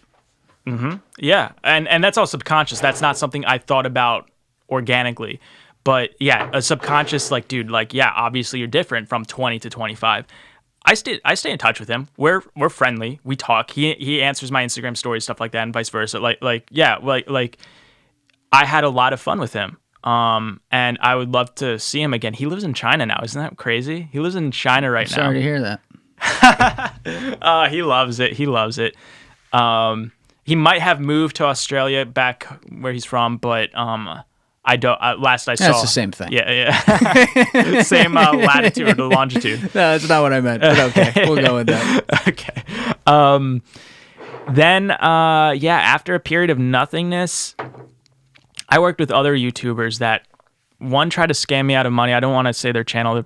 This is after college. I'm just After college. trying to follow. Yeah. So this is when you were After sitting on the college. floor figuring out Yes. everything was dark, but Yeah. the light came in. And Yeah. you were like, okay, I'm going to work with someone now. How'd that happen?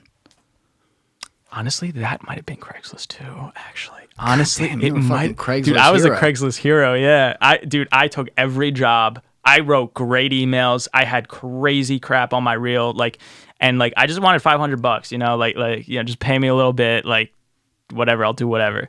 So yeah, I worked for a family vlog channel, 2 kids, 2 parents, and dude, oh my God, it was toxic. And so the fight happened when I called them out on the child abuse.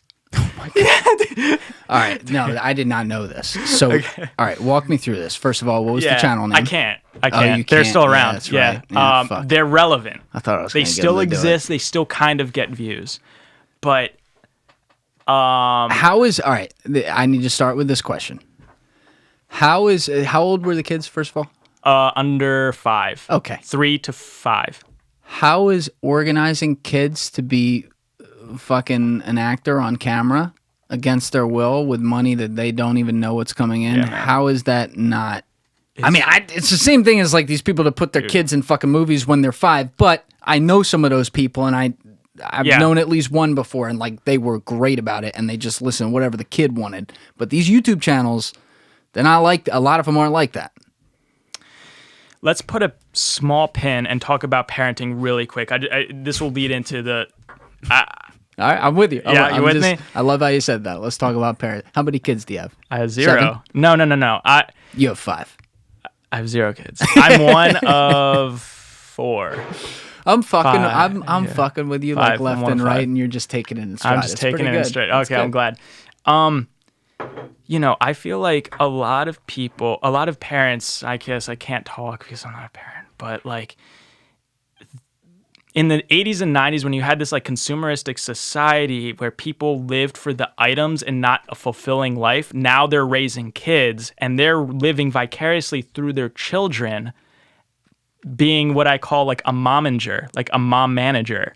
And like they're like, no, you have to live life like I didn't live it, but the way that I'm telling you to live it so that I can feel fulfilled in myself.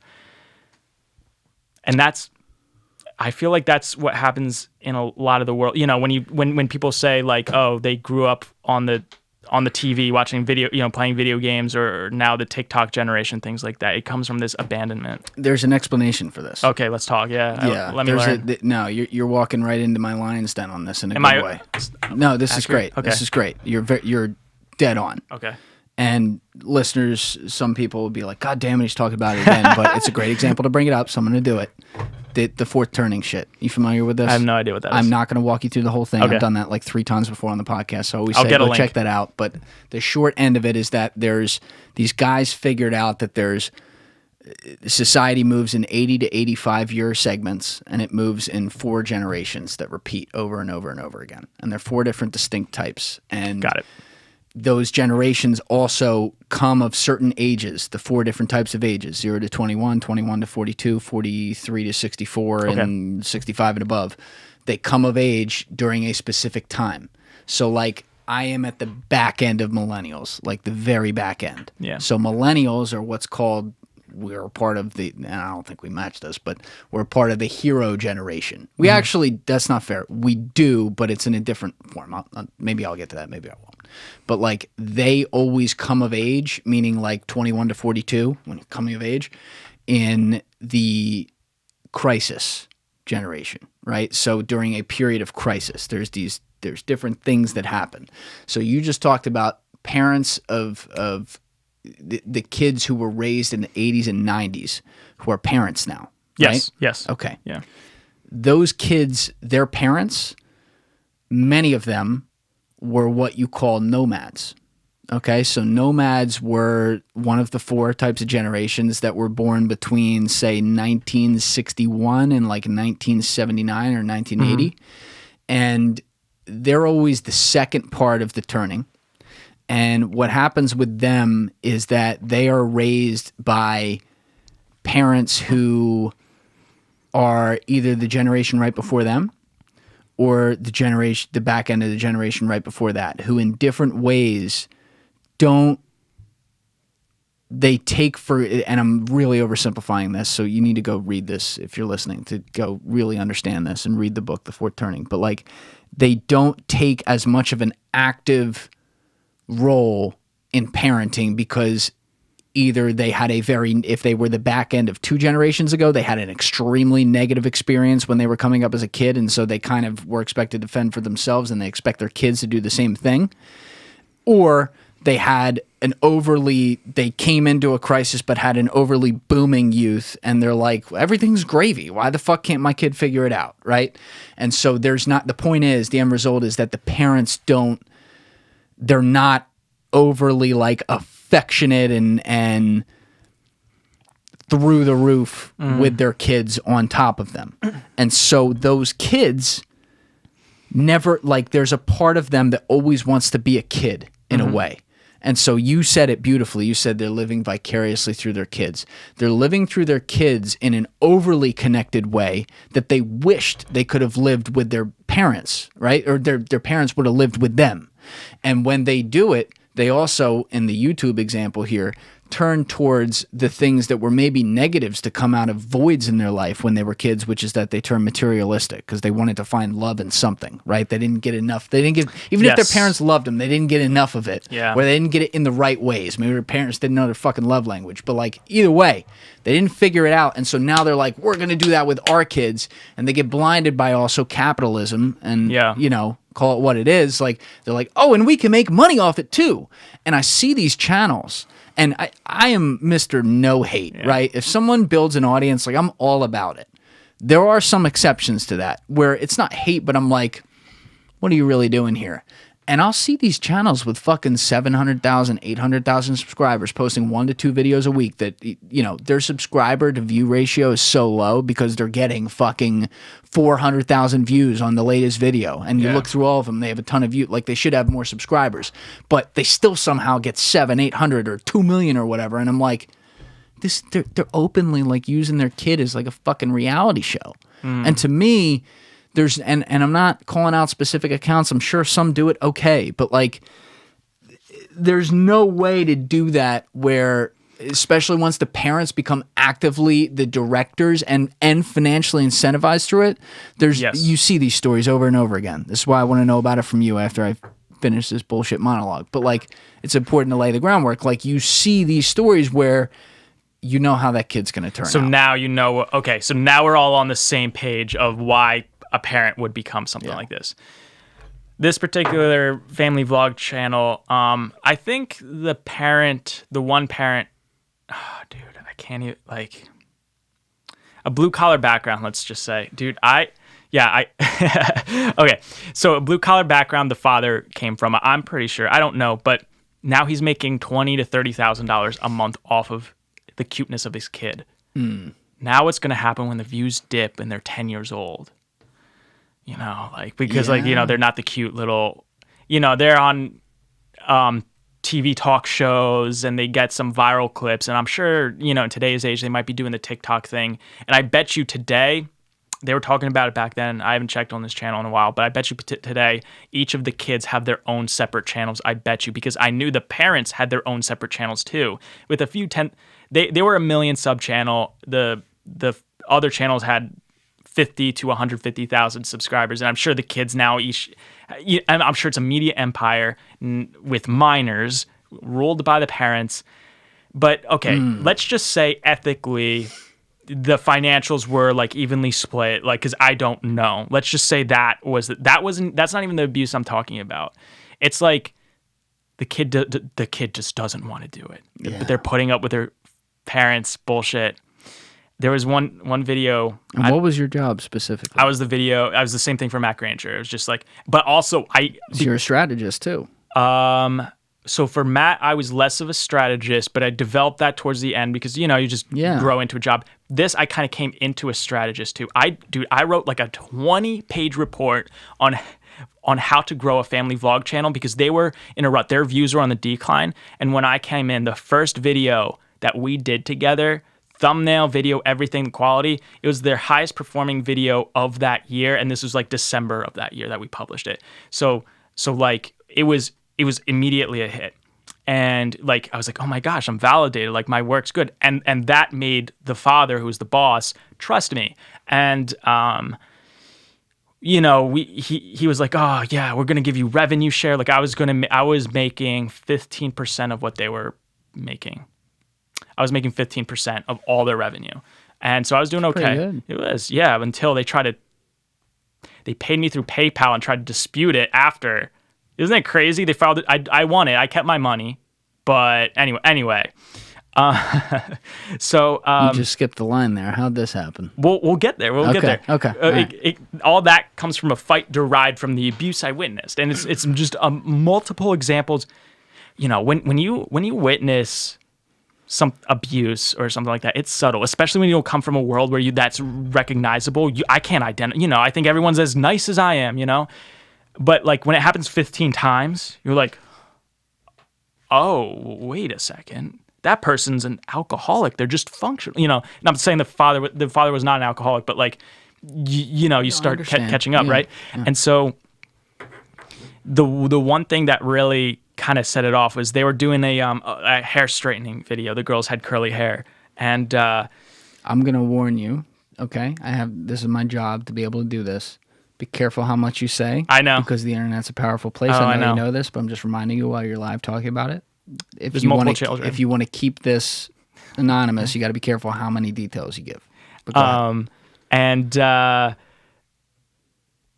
hair straightening video. And yeah, and the mom like accidentally like, you know, burns like, oh, that hurts, and like the girls are already like putting up with like a full day of filming and stuff like that, like, and they're just, you know, they're not having it. And then she got like actually burned, and like the mom was just like, no, we gotta finish this, we gotta finish this, and I have this all on camera, and I go home and I'm feeling shady. Like, did you sign a non-disclosure? No, of course not. So you could put out that content if you wanted. You know, to there's fuck an edited 20-minute video I have of describing my entire account with them, with footage and evidence. Yeah. Because what sucks is you'll fuck the kids and it's not their fault. Oh, of course. Yeah, I would never That's put what that sucks. out. I would send it to you privately, you know. But like, that's what I'm saying. Like, if Yeah. you could just fuck the parents and not the kids, that'd be... dude, yeah, exactly. That kind of be a public service. Yeah. Yeah, no, the dad was a monster, man. Okay, so they burned the kid. they burned the kid, and anyway, How old's the kid?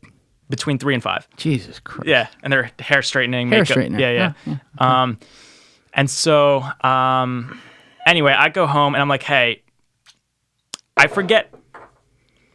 Oh, you know what it was? He was micromanaging my edit because he used to edit the videos. Now he gave it to me, and he gave me something called a histogram, and in color correction, it shows you the exposure levels.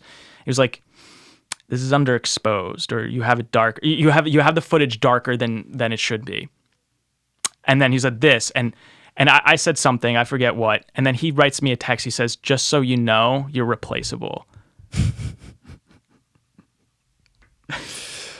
So what did you do? And so I was like, dude, you know what? I was with my friend when I got that text. You're what, like 23? Yeah, I was 23. 22. No, I was 22. 21 to 22. Okay. So you're finished college. Finished college, though, yeah. This is 6 months after college, let's call it. Got it. And I'm a very calm person now, but back then I was a hothead. And I was with my friend, and I got that text, and I was just going off the wall. He did not know I could get that violent with my words. I didn't call the guy. I don't know. Like, I probably said some mean stuff back, like though. Text? Yeah. That lives forever, man. I didn't say anything like that. Like, I just said, like, yeah, no. Fuck you. Yeah, fuck you. I didn't say anything bad. Like, in terms of, you didn't want to work. Stuff. You didn't want at that point. You didn't want to work for this guy anymore. Oh, no, I was done. I was like, yeah, I'm done. Yeah. You know what? And he said something back, and trying to trigger me to go deeper. And I said, I'm not going to. I ignored the text, and I think he wanted to do the good nature thing, and he paid me the final payment what he owed me, which is interesting. And then he texted me something to trigger me, and then he filed a PayPal chargeback. I disputed it, and I kept the money, but that's how it ended. I have no idea how they're doing now, but... You don't check their channel? No. Never? No. Not even like late at night, like when you're thinking about it? No. I don't think about that. No, not at all. Not one bit. Not one bit. Strong man. Yeah, no, I don't do that. I check Matt's. Like, I want him to succeed. The other YouTubers that I looked them up. I look like twice a year because I know they're less active now. But were you? By the way, I might have missed this. Yeah, you were filming that with them live, right? Like you were there. Yes, I was physically there. Yeah. Yes. Okay. Yeah. Yeah. Wow. Yeah. I was physically there, and it's just like, man, like, what do you? And it's just like, I don't know what to do. And it's just like, it's a power dynamic thing. So like, I don't know what to do in that situation. And so I feel now as an adult, like having experienced crap like that, like I'm more assertive and whatever. But like when you're 22, it's just a power dynamic. You're just like, oh, what do like, yeah. And if for some reason you ever went to work with another family again or something before you ever start working with them and you're talking about working with them, you can use this as a guardrail example and be very upfront and blunt. Like, hey, I did this. These were things that cannot happen. If they do, all family fuck you. channels are trash. Yeah. All of them. I mean, I'd be the same minors. way as you. Yeah. Yeah. I mean, okay, it's okay for a YouTube vlogger to include their child, but their child cannot be the face of the channel, if that makes sense. What about that kid who like opens up everything? Who's like the biggest. The Ryan toys. Yeah. I don't know. To me, I have no idea how that dynamic is. So I'm not going to have an opinion on it, but I know, because it's the same thing with child actors. There's crappy people out there, and then there's people that might, not take advantage of their kids, and I don't know. If your kid wants to do it, and I've never had that experience. I've never had a kid, and I've never had a kid then therefore who wants to like act when they're like 4. I don't know if that's I assume maybe that's a thing, but like you want them to go after the things they're good at. And I'm talking about the ones where they want to do it, not the ones where they're also forcing it, which happens a lot. Like that's a fucking no-brainer. That's worse. But psychologically, like a dude I have a lot of respect for is Justin Bieber. Yeah. Right? Justin Bieber blew up and had every fucking 13 to 18-year-old girl on his dick when he was like 12 years old, whatever he was, right? During his most formative years. Right. His most formative years. You don't think he's going to be a little fucked up from that? Yeah. You don't think like some shit's going to happen, like he's going to make some mistakes? Of course he is, right? And like he seems to have become a fucking somewhat nice, like decent human being with like he's married and shit, like, and she's hot as hell. That helps. But I'm saying like he seems to have gotten himself through all that to like a point where he's functional, and I'm sure he deals with his shit behind the scenes because I don't give a fuck who you are, you, me, anyone. No one's equipped to deal with that. I know somebody who's in part of Justin Bieber's camp. I'm friendly with him. Not Bieber, the person that was part of the camp. And you know what a camp is? A camp. I love this word camp. I talk about this sometimes. Do you? Go ahead. Yeah. Dude, it's a crew of invisible chaperones. When did we start this? Camp. It's camp.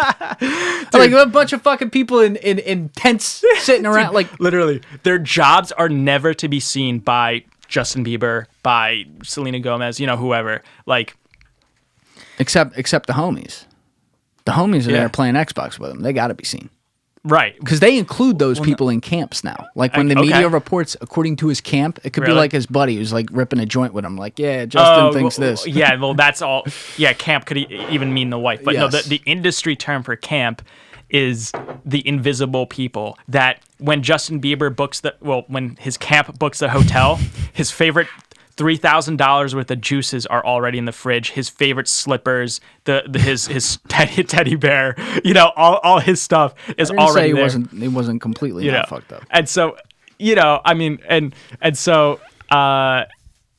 fascinating. And I had a conversation with this guy, and I said, that feels like hell. Imagine never having to struggle, because the purpose of life is to overcome and succeed. And when you never have to struggle to get what you want, that sounds like hell because you don't get everything. And now he couldn't comprehend that because he was like, we pamper him. We give him everything he ever wants. But when you get everything you ever want, everything becomes worthless. Yeah. That's why I bathed in the frickin' river, dude, because I realized, wow, when I retract and I limit my stimulus and all the good things in my life, like this river bath, even though I'm shivering, is like amazing, because I got to like struggle and it's it's stimulated. I have so many privileges in my life, and I don't mean to like minimize that, but like minimize other people's problems. But no, I know what it's this kind of thing where like when you get to actually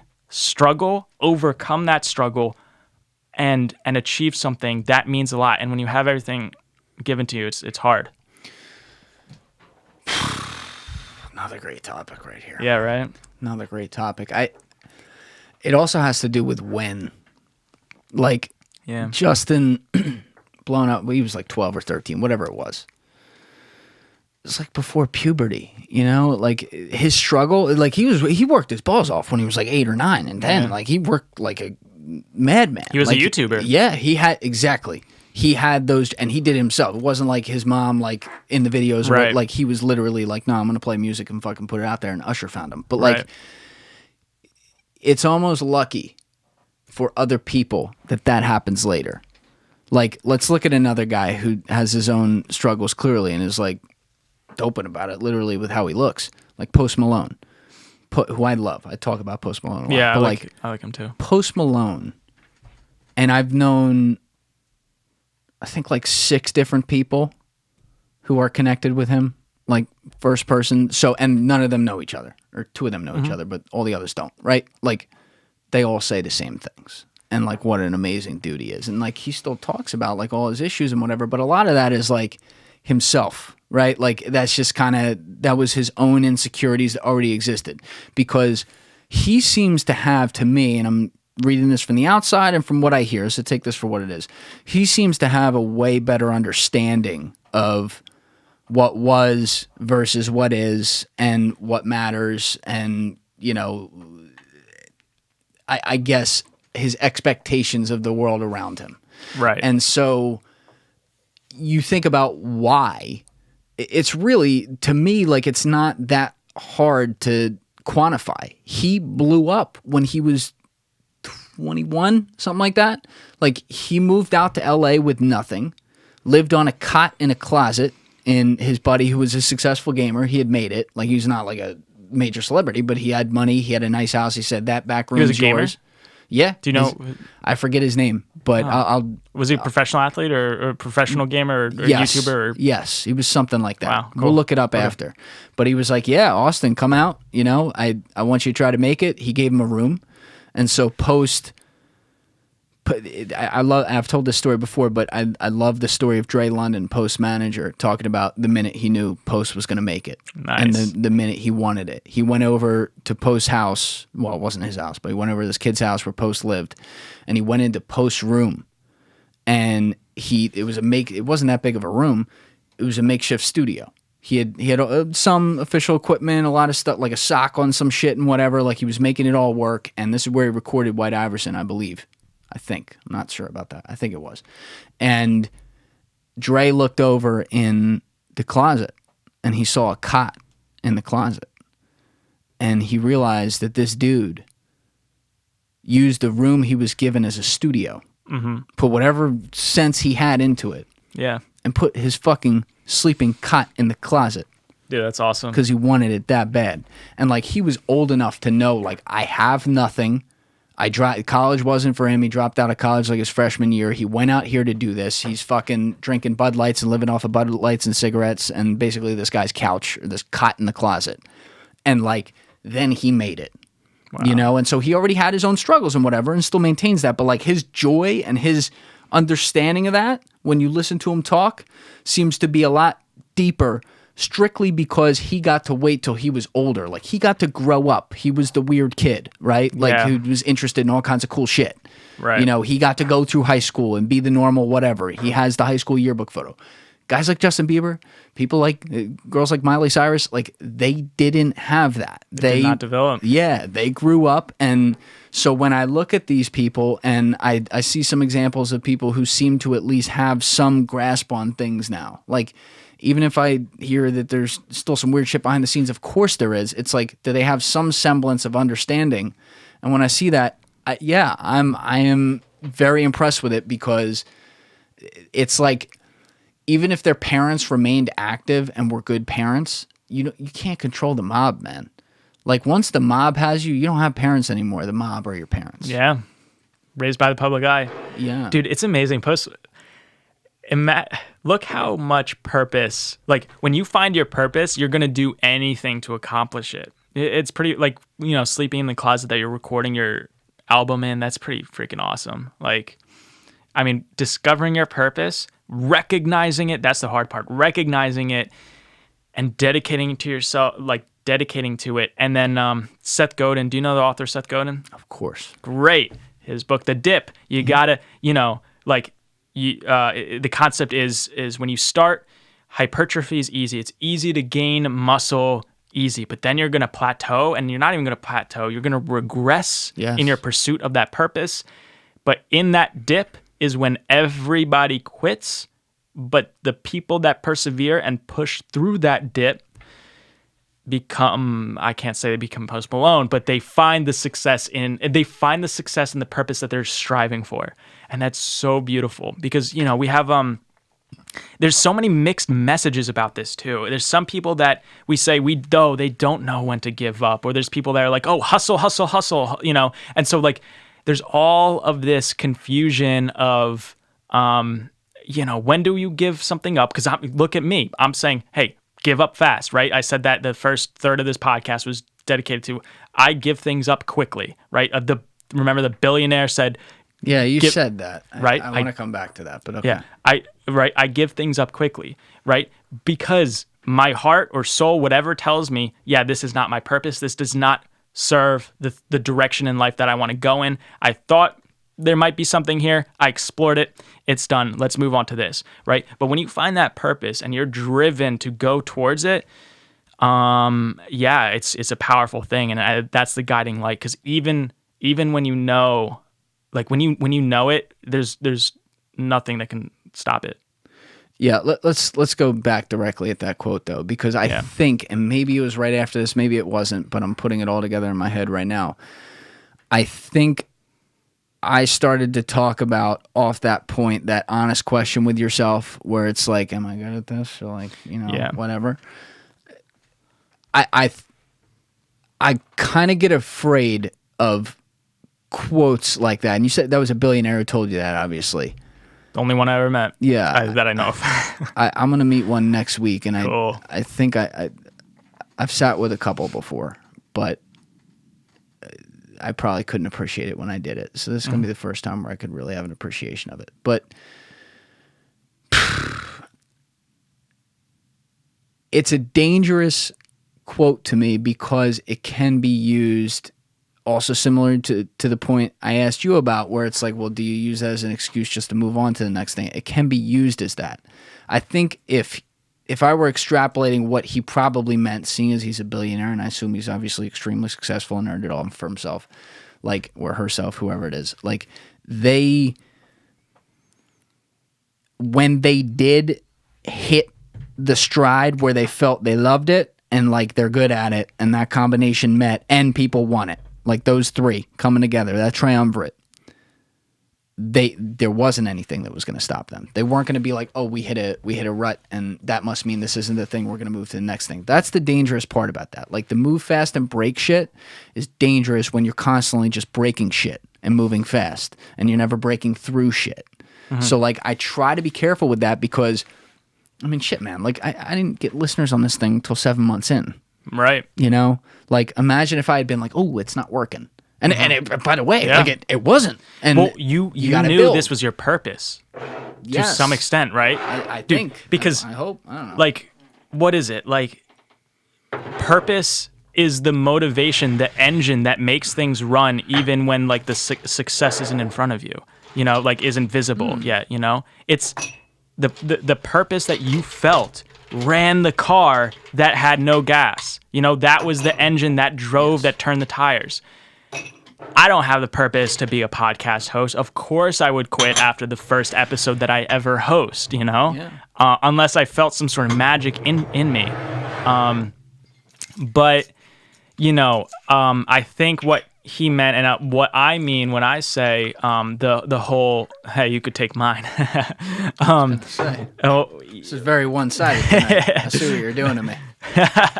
No, I think what he meant is, like, look, when you'll know quickly if something's serving your purpose or not. And if you meant to abandon it, then so be it. It's not the right time. And then, yeah, I think that's the direction. It's just, you have to have the nuance. Like, we want to give all these one-liners on stuff, me and you included, right? And that's the easy thing in life, to try to boil it all down to one thing. And I think I understand exactly what that person meant. And obviously, like, they probably backed it up in their life. But you have to at least have the nuance of, well, part of it is also the decision making of, are you in the right zip code, at least, right? Like, have you gotten, you're in the right country, That's kind of a given. You better be right there. Right. You're also probably in the right state, but oh fuck, now you're in the right zip code. So even if it's like you got to change a little bit, you're staying in the same lane of what it is you're doing right now, so that it's not like, oh, you know what? I was going to be a rock climber today. Tomorrow, I'm going to run an insurance brokerage. Yeah. right? Well, the person that believes that sort of thing hasn't found their purpose, because once you find your purpose, you're going to do nothing but align yourself like to be successful in that position. And it's just like then the next question is like, oh, how do you get your family involved or your spouse involved? It's just like, well, I mean, the tough thing to figure out is you have to find and surround yourself with people that are aligned and willing participants to enable you to pursue that purpose. If you have an unwilling participant in your life, it's not going to work, and then you're going to be asking those questions like, oh, what do I do? What do I choose? Work-life balance. When you have a willing participant that enables you in order to succeed and pursue your purpose, it's a joint venture because they're kind of pursuing it too. That's a really important point, man. That's a really fucking important point.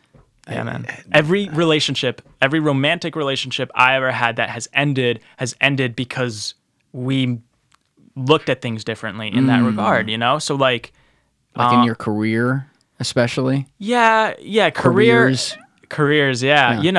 It's just like especially back then, I was very go, like workaholic type and whatever. And the person was just like, just chill, man. Yeah. And then the pandemic happened. And then in another relationship, it's just like the opposite, where I'm just like, I'm going to wait this out. All I'm going to do is sit here, do nothing, and just read some books. And that's what I did during the pandemic. And that didn't work for that person, And so like, that's when you find someone and they're aligned with your purpose, they recognize it and they enable you, and they're the key word, the willing participant in your drive, in your purpose, what propels you, dude, that's what creates successful people. When I was in film school, I didn't, I joke, I lost all my friends because I was the Gary Vee type trying to make money, but really they were unwilling participants because they saw marketing as prostitution of art.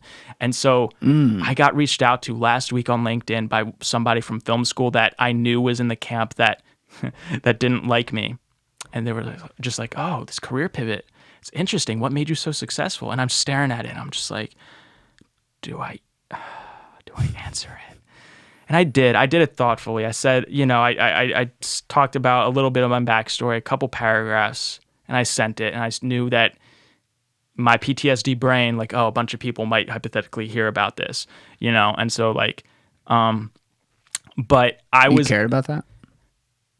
Yeah, I think, because it affects me. Yeah, I do. And I need to let go. And I think I'm letting go because I'm surrounding myself with these new willing participants, because before I was in this empty void where the old way didn't work and I haven't discovered the new way of life. I was in this cavern.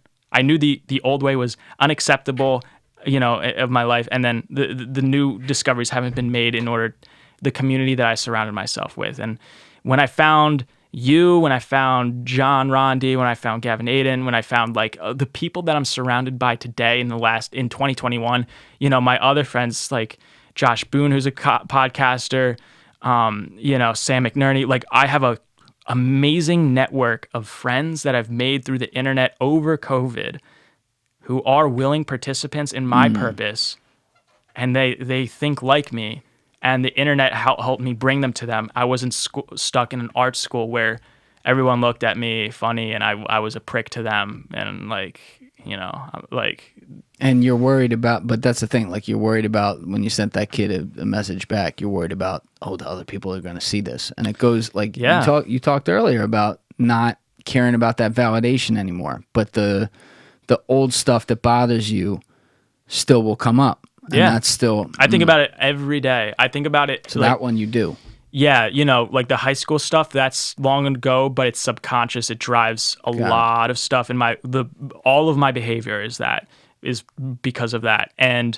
because of being canceled in high school over YouTube. Yeah, I guess you could say that. Yeah, canceled in high school. It's hilarious. I was canceled before. It's cool. Yeah. And then the college stuff, when I was like trying to make a living, and dude, here... It was crazy because in film school, they teach you how to be an artist, how to be a poor Sundance striving filmmaker. Starving artists. Yeah, dude. They like glamorize that in any way. Like, and then everyone's like, how are you going to make money? You know, there. Waiting tables. Oh, dude, it's sad. Like, I don't know how many people I graduated with that are actually working in this field. And it's really sad because I feel like as a creative, I mean, the amount of money that's out there, like they're going to replace like certain traditional high paying jobs as now the next generation of high earners, because everyone knows, hey, to be capitalistic, you have to be able to tell good stories. To be successful in business and generate revenue, you have to relate to people, you have to make connections, you have to make stories. Dude, writers, designers, videographers, editors, all these people, they could potentially be top earners. And I see it around me. I see so many creatives making so much money. I make a lot of money. There's no reason a filmmaking BFA major should be making money like that I do. And it's this ridiculous thing where I'm like, wow, I have something valuable to say. These people have something valuable to say. If they can break through that mold that, hey, you know, making money on your art is okay. You're not feeding you're not feeding Electronic Arts or Bank of America. You know, you're like, you don't have to. You could help local businesses. And you're feeding, by the way, I gotta say this, you're feeding them some of this shit that you struggle with yourself because you understand that, because you think like that, where you're like, I don't want to put this public, I don't want to make, but you know what I mean? Like where you have that creative gene. Yeah. But you know how to go, because you, and I'm just taking this away, correct me if I'm wrong, because you know that struggle, because you think that way when you go to other creatives that you're the consigliere for, right? Like you're the Tom Hagen for these people, right? You're saying like a relationship with you? Yeah. Okay. Well, me, it could be anyone else. Yeah. Like you speak their language so that even when they pull out a weakness like that you share, just because you share it and maybe can't always handle it right yourself, you know what you're supposed to do.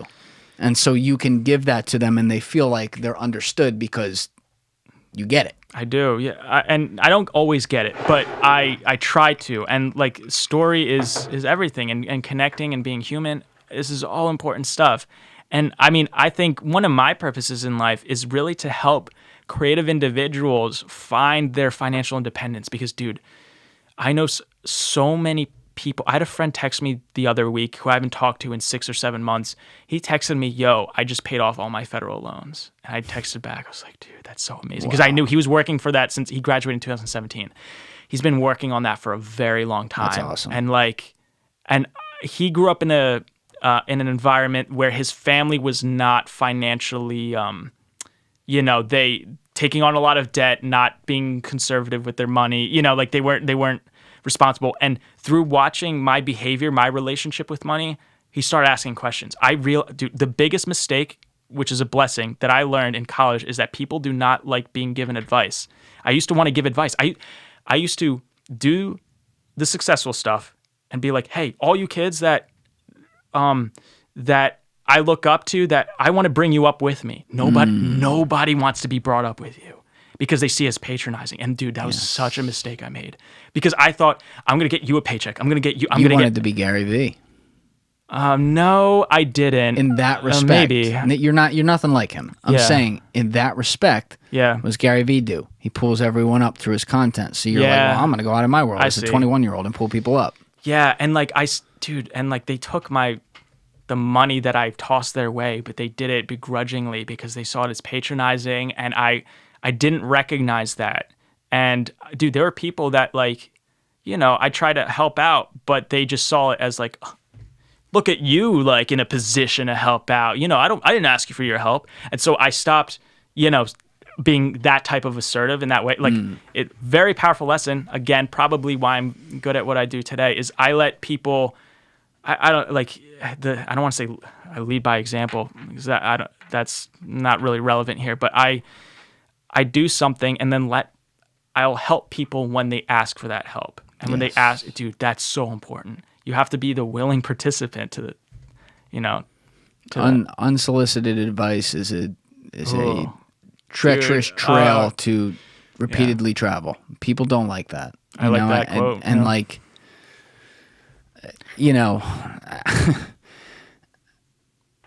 whenever something even comes across as advice on this show, if it's not something really simple, Let me tell you advice. right? Like if it's and it's second nature, like it makes me cringe because I'm like, I don't even fucking listen to myself. Like people like what? Like listening to me, but there are a lot of people who think that maybe they don't actively think it, but apparently every single thing they say is exactly what you should do, and they're a genius about everything, and they understand life, and it's like there's advice that can be great 1 year and 3 years later, now it's no longer great. You know, things change, society changes, people change, and when we were talking about your communication habits earlier and like ways that you're a good listener and can compartmentalize and move things back that you'll come back to and whatever. Where did that come from? Yes. It came from, now I'm putting it together, like it came from you being the person that used to be able to have all the answers. And now you're like, that doesn't necessarily need to be what it is. Instead, if there are some things, and you do this, so I'll put this on the record. If there are some things that you actually know to be true, which as a quote-unquote YouTube expert in this case, like, yeah, there are things you know about YouTube. I'm not a YouTube expert. No, I'm going to tell you are. But, like, there are things that you know that maybe the first time talking to someone like me or talking to someone like John or whoever you're talking to, like a creator, it's not, they're not going to get it or they're not going to want to. Maybe they don't want to hear it, but it's also like it won't process to them right away. So instead of telling them, and you definitely did this with me at least 3-4 times, instead of telling them what it is, you find a way to ask questions to get them talking, to guide them to come to their own answer without them realizing it. Now I'm a pro because I do this for a living, so I actually really appreciate when someone's doing it. I'm like, oh, this guy gets it. So I knew you were doing it with me the first time I talked with you, but I'm like, oh, he's one of those. I love this. And so there were like 4 times where I'm like, I've never said that to you, right? I've never said that. That's what I do. I do that. Wow, dude, I'm very impressed that you picked that up. Well, I better. This is what I do. But like, I'm like, by the end of our conversation, I'm like, well, fuck me. I am going to spend 5 hours a week on thumbnails now, aren't I? And here I am. 5 months later, I do. And it's funny, but it's also like the numbers don't lie. It's true. Like that's what it needed to be. And when the conversation started, I like the tertiary shot. It's simple. I put the fucking text up here. Boom, episode number there. What's not to like? It's like easy to swallow. And you're like, but it doesn't get attention. And you didn't even say, because it doesn't get attention. You're like, what's your click-through rate looking like? And I'm like, it fucking blows when I'm not going viral on TikTok. And you're like, oh. And you're like, well, have you thought about? You're making me sound like an asshole. I swear I didn't ask it like that. No. You didn't ask it like you were so nice about it. But like, I'm like, this motherfucker, he's right. Because all I'm thinking of, like, even me, like, who doesn't do anything else and hasn't seen the sun in 2 years, I'm still thinking about ways I can save time to do the things I'm good at. And then it's like, by the end, you're like, nope. I need to, there's an extra 4 or 5 hours a week that now needs to be dedicated to this. And right away, even this struck right when I got the ban on TikTok and I went into my lull for a while. When I was in my lull and my numbers were down, I noticed that all my click-through rates on my native clicks, which are things not being generated from a TikTok video going viral, which is what I had relied on, all the numbers were up about 400 to 700%. Wow. Based on a combination. Well, I'll even say it was the thumbnails because my titles sucked. Like I still don't think my titles are good. But like at first when I was trying like your way, I'm like, I was overthinking it. Right. And instead of thinking of it the way I think of a lot of TikTok titles that I was good at, because they're not titles, they're little captions, I was thinking, well, what's the smartest thing I could say? And that's not the way to do it. So now I feel like I'm a little better at that. But for a while, like those numbers were literally strictly the thumbnail. So even if the overall numbers were down, that had nothing to do with YouTube. That had to do with me driving outside people to YouTube. So I had a chance to see, oh, wait, I know what my native click-throughs look like before I get a video rolling that gets people here. I knew what those numbers were. And now I'm looking at them like, holy shit. So I saw the result, but that was a result you already knew. It's data. It's shit you've looked at 100 million times. And instead of saying, hey, listen up, you fucking moron, your thumbnail sucks dick. Like, do it this way instead. You're going to do a lot better. You were like, well, what's your click-through looking like? Oh, no, that's really interesting. So, like, where did it start? And, like, I'm sitting there and I'm answering all, and I'm like, motherfucker, I'm really going to do this, aren't I? and I'm grateful for it because you weren't Wow. like, no, this is how it is. You're doing it this way. That's when even for someone like me who knows what's going on because I'm a psycho and think about that shit because I do conversation, like I appreciate that when it's happening that way, and I imagine all the people who aren't wired to think like that, which is pretty much everyone else, like they don't realize it, but they appreciate the hell out of it. Could we reiterate what that is? Because I maybe went on a tangent and just people didn't click. Essentially, to get you can't give advice to a person, but if you ask them leading questions, when I work with people, I know each individual is probably at minimum as smart as I am, and that they can come to the conclusions that I came to. You just have to enable them, give them the ammo, and prime their brain enough for them to come to that conclusion. And so, yeah, I would ask you questions that would make you think. You would come up with your own answers. I would ask you another question, and then eventually the answer clicks. And that's what I do for a day job. You also said though, somewhere in there, Yeah. I forget how you said it, but it was good. Talking about not just the people you surround yourself with, which is another conversation we can go to, but also like your closest relationships, like your family or like your significant other and stuff. And having, what was the phrase you used? Like, Willing participant? Yes. Willing, right? Yes. I find when I look at, not content creators, I'm saying like anyone who works hard at anything, there is a common thread of people who don't seem to have an understanding of what their partner or people they're looking to partner up with, what base level expectations should be. Right. And if there's one thing I'm grateful for before doing this, and maybe it's because I didn't do it when I was 21, because I fucking wouldn't have known this at all, but I knew coming in, like, hey, I said, assume you're making $0 for 3 years from the day you launch. Mm-hmm. And assume you can't hire anyone to do anything. You're going to have to do all this. I'm like, I have no time for anyone. And so, like, there was some blessings in disguise there. There was someone I was seeing right before the pandemic, and it wasn't, she was great, but like definitely wasn't going to be the one or anything. Yeah, and I made that, I want to make sure I said this right. I made that decision, and then I started. Nice. And now I'm thinking to myself, once I started, I'm like, well, how do I handle someone coming into my life and expecting what anyone else expects, which is like an actual relationship with a willing participant from my end? How do I handle that, knowing that I am, but that I'm also in the quote-unquote thick of it right now?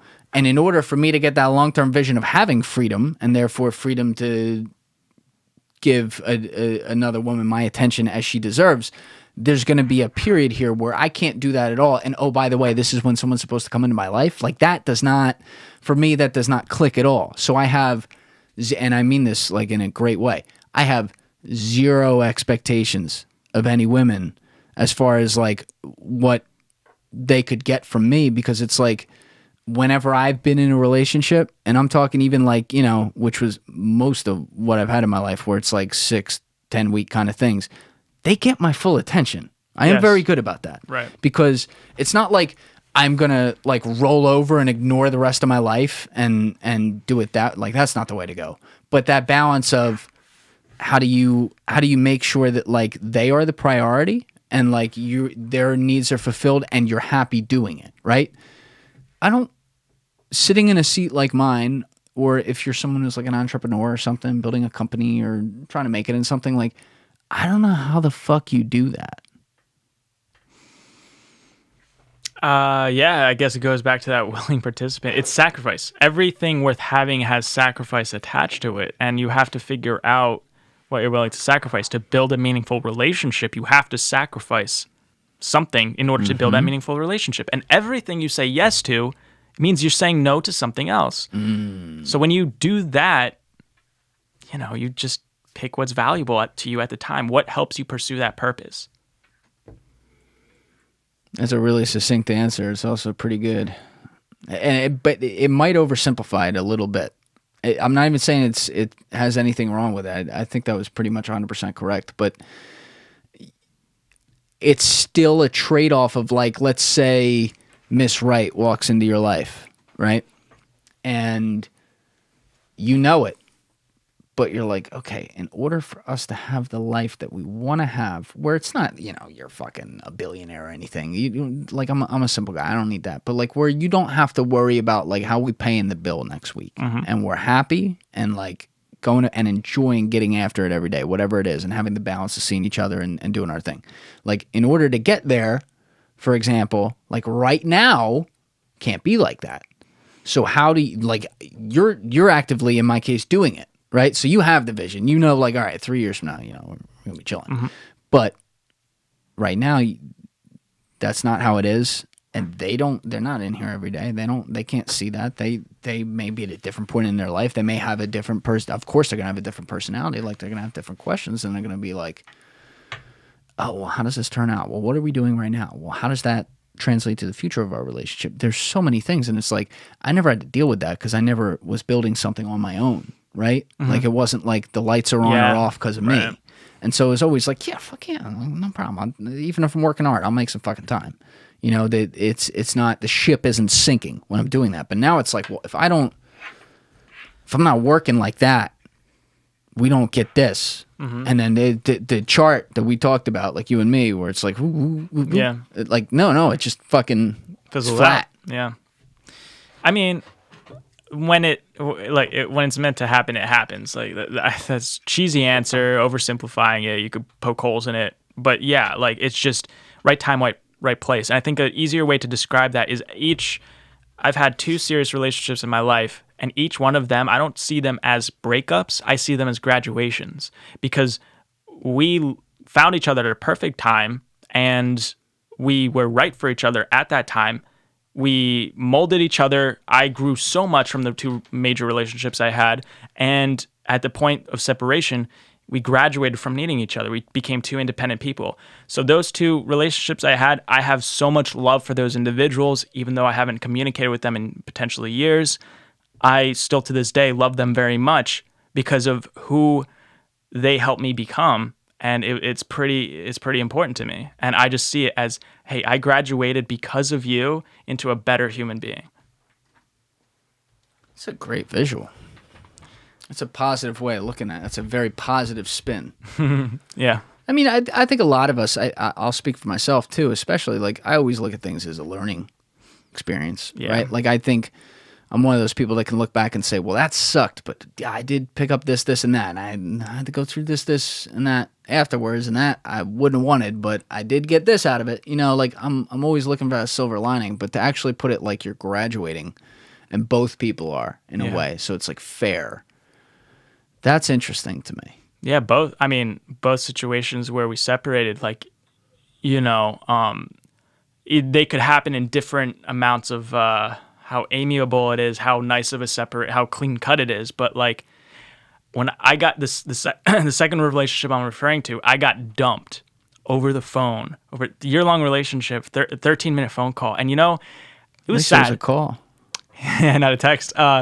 No, I was also in a different state. And she was like, oh, whatever, it doesn't matter. But, like, after I hung up, obviously you're upset, you're sad. But, like, I was, like, really proud of her. I was like, oh... It's like, wow, she did not.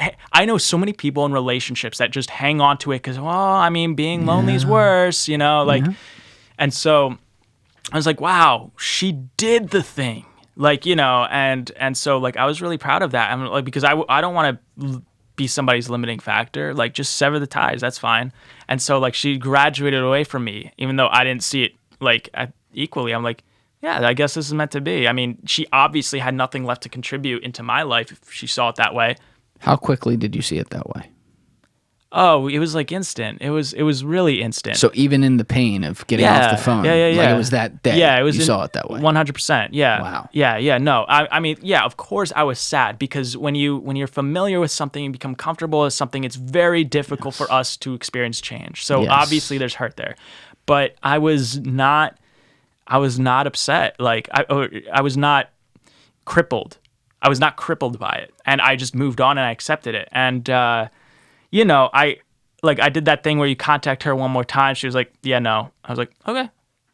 Yeah. And yeah, peace with it. Yeah, Wow. yeah. Because you kind of had in a way though, you at least had the closure of you did talk about it on the phone. It wasn't like, well, yeah, it was you also, see some worse ones. it should have, it's like a text. And somebody would be like, wow, a year-long relationship. You should do that over like in person. But the thing is, a 4-hour conversation in person where you're like actually upset and you're, you know, like, those suck. Yeah, that sucks. Because I experienced that, you know.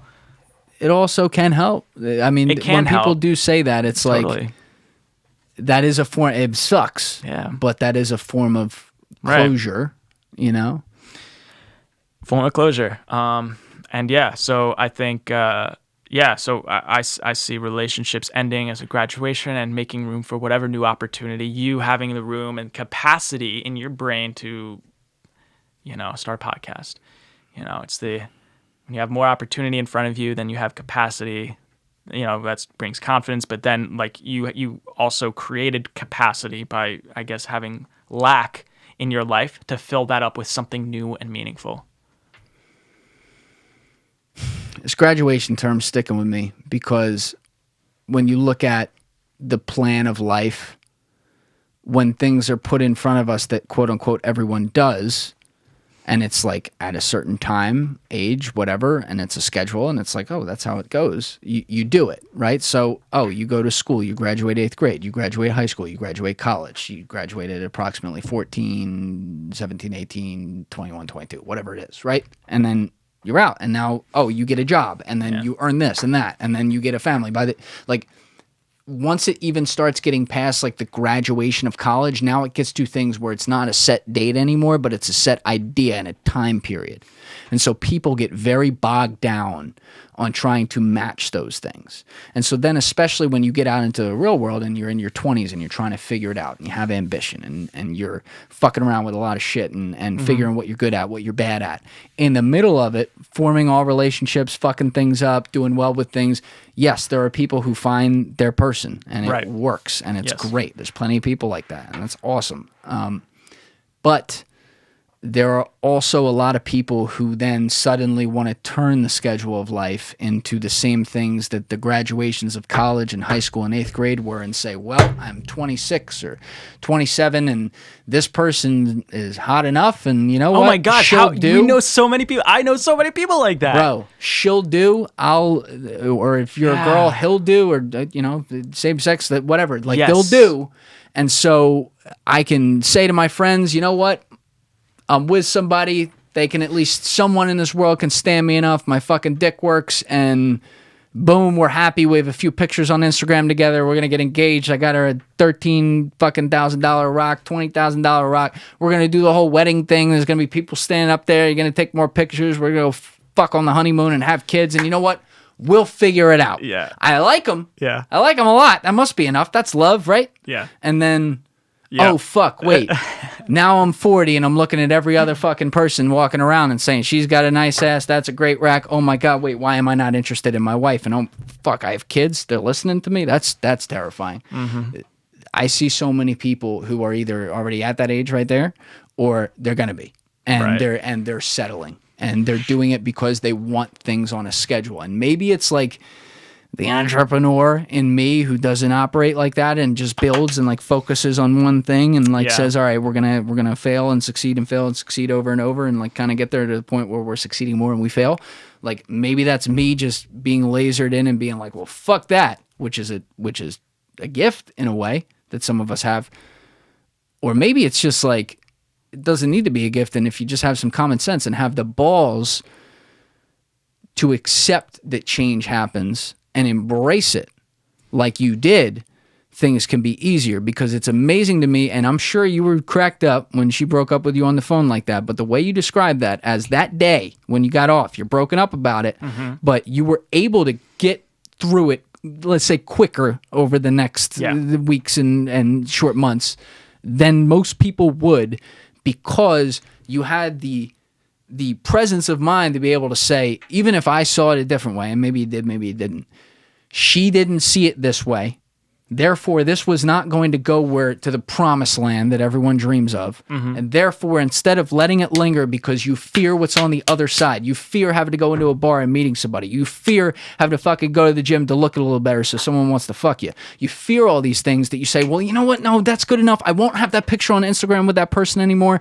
I'm afraid of what everyone's going to think of that. You know what? They're good looking enough. I'll stand it. We'll learn to love each other. Like, that's when it all goes wrong. And so you look at that and go, well, she decided that's not what we're going to do. And therefore, great job. And now, even whatever it is, years later, like, I don't know how she feels, but like at the very least on your end, you're fulfilled because you have an unbelievable level of respect and, to use your words, some love for that person for what they did. Yeah. And that's a beautiful thing. I appreciate you saying that. Imagine if marriage was like, instead of a means to an end, seen as statistically, this isn't going to work out. This is kind of crazy that you're actually doing this and tying your financial future to this other person. Are you sure you want to do this? Oh, it's going to be challenging. Okay, let's do it. Imagine if people saw it like that. How many more successful marriages, because it's complex and difficult, and it's never always even 90% good. It's sometimes 25% good, but you have to dig through that. And if people just realize that marriage and relationships and being tied to another person is challenging, yeah, I think more relationships would succeed, because you don't wake up every day completely head over heels in love. You gotta, and sometimes you might wake up and just hate, well, maybe not hate, but like, I don't know, just like strongly dislike the situation you're in, and you're like, something needs to change. And only out of love and commitment can you grow the balls to say that to your partner and be like, hey, we need to work on something. Something's not right. Let's identify the problem, address it, and if we need help, let's fix it. If it's money, if it's whatever, let's figure this out. Health. Imagine if just people went into relationships like that, just open-minded, realizing it's kind of crazy to do. I'll throw another curveball. All right, let's do it. You're speaking some truth right now. I don't want to be that guy. No, you're on a roll. You're on a serious right. roll. And like I'm sitting over here and I try not to do this over and over, but I'm like, yep. But I've said this before, and the longer I go doing this, the more I believe in it. I truly believe that we would put divorce lawyers in this country mostly out of business if you forced couples, and I'm including within this bridge couples who aren't going to reconcile, who are not for each other, who need to separate. If you lock them in a room with no one else like this, with headphones in their ears, across from each other, the windows darkened out, no clocks around, and made them listen to each other and talk back and forth like this, and they couldn't fucking leave for 12 hours, no divorce lawyers would exist. Because there's something about, and it is a luxury of doing this, and I've had an intense appreciation of this since the beginning of doing it, and I'm grateful that I've always recognized that. The luxury of doing this is I get to talk to people for a living. I get to talk to all different people. I get to hear about every single thing that's not every single thing, but all kinds of things that are going on in their life or have been going on, and then therefore also what their perspectives are on the world. And my job is to process all this, including people who come from opposite ends of even the political spectrum, and make sense of why it all somehow makes sense, and why we're not all these crazy fucking people yelling at each other in tweets online. And I'm like, God damn, I still have yet to have a bad guest in here. Like, I walk away and there's something that fulfills me, at least one thing from every single, and it's more than one thing, from every single person that's been in here. And I'm like, imagine someone that you were like fucking for, even if it was like for 5 years and then you didn't fuck for another 5 because like you were miserable. Like, you have a history, right? Like, there's a thing going on there. Like, this is somebody who was a part of your life. You met them, something happened, there were some sparks. You banged it out on the first date. I don't know, the third date, something. You ended up dating. You had mutual friends. Maybe you got married in this case. Like, you had kids. Like, you have all these things. And I'm like, I never understand how you let it get to a point. And I recognize that there are unique situations, and I also can't understand all these things. But like, you get to a point where you literally are disgusted by the sight of the other person. If there were humanity in it, where you didn't have to fucking go behind a lawyer on stuff like we have to do, because that's what society says, and you actually had to say, you know what, forget all the money, forget all the bullshit. And that's hard to do. But like, legitimately, just like fucking forget about it. Go in there, talk this out. I really think there would be a lot healthier relationships in this country. There'd be fewer divorces, and most divorces would be very, I don't even want to use the word amicable, but there'd be a mutual level of respect there. Wow. Dude, I agree. That's so fascinating. Yeah, lock him in a room for 12 hours. Because you know what the issue, and you know what that solves? That solves the communication issue. Yes. That's it. Like, you just got to learn how to communicate. If you can learn how to communicate better, problems get solved. And yeah, dude, it's really profound. When you can just listen to hear someone and make them feel heard, problems get solved. Like, all this aggression that comes in the world, from any little bickering to full-scale argument to breakups, it comes from lack of communication, being on the same page, and generalizations. But like, yeah, it's a communication issue, and if everyone could hear their side and learn how to not just do the listening, but also how to articulate what their emotions are telling them. And I think that's what therapy is really good for. And sometimes I behave as an unlicensed therapist for people, but no, you do. Yeah. No, I mean that in a good way. Like, you really. I was gonna say that at some point earlier, but it was in the middle of you going off on a point, and so I was like, no, don't.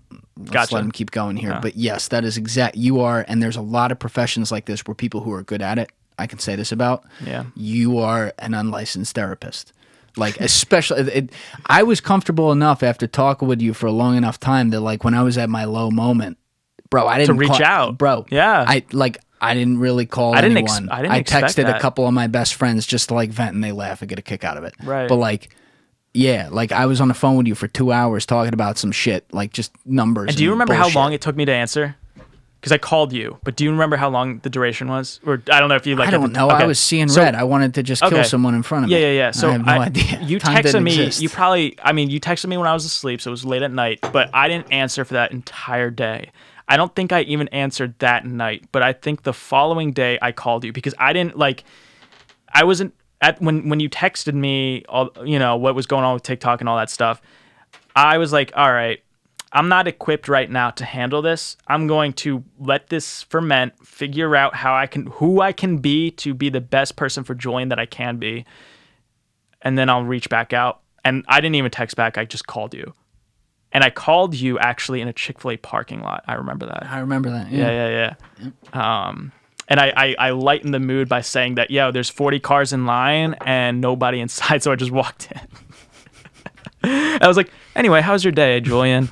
That's what I did. And, so, like, you got to do stuff like that, right? So, like, if I had answered right away, I'd be like, Julian, what calm down, come on. I could, like, any traditional movie scene, it just wouldn't have the impact, and I wouldn't know what to say in that situation. And I with time, I was able to figure out how to articulate myself to you. I don't know.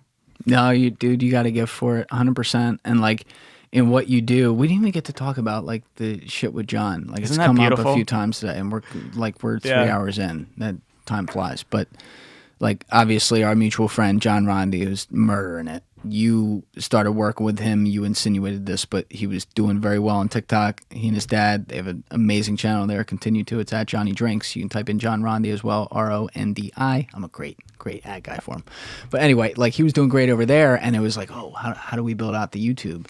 And then you came in at a perfect time and have really, I mean, where are they at? Like 900,000? Yeah, we're going to hit 1 million within the next 30 days, I think. And you guys were at 1,000 on like July 1st. Yeah, my personal YouTube channel had more subscribers than they did. Yeah. So, and this is, when I talk with John about you and what you were helping him with, the conversation did not at all at the beginning go towards the content and the strategy, which then it eventually got to, and all the things you were talking about, because you had told me about some of it too, and it's obviously all great. But he was like, he just understands.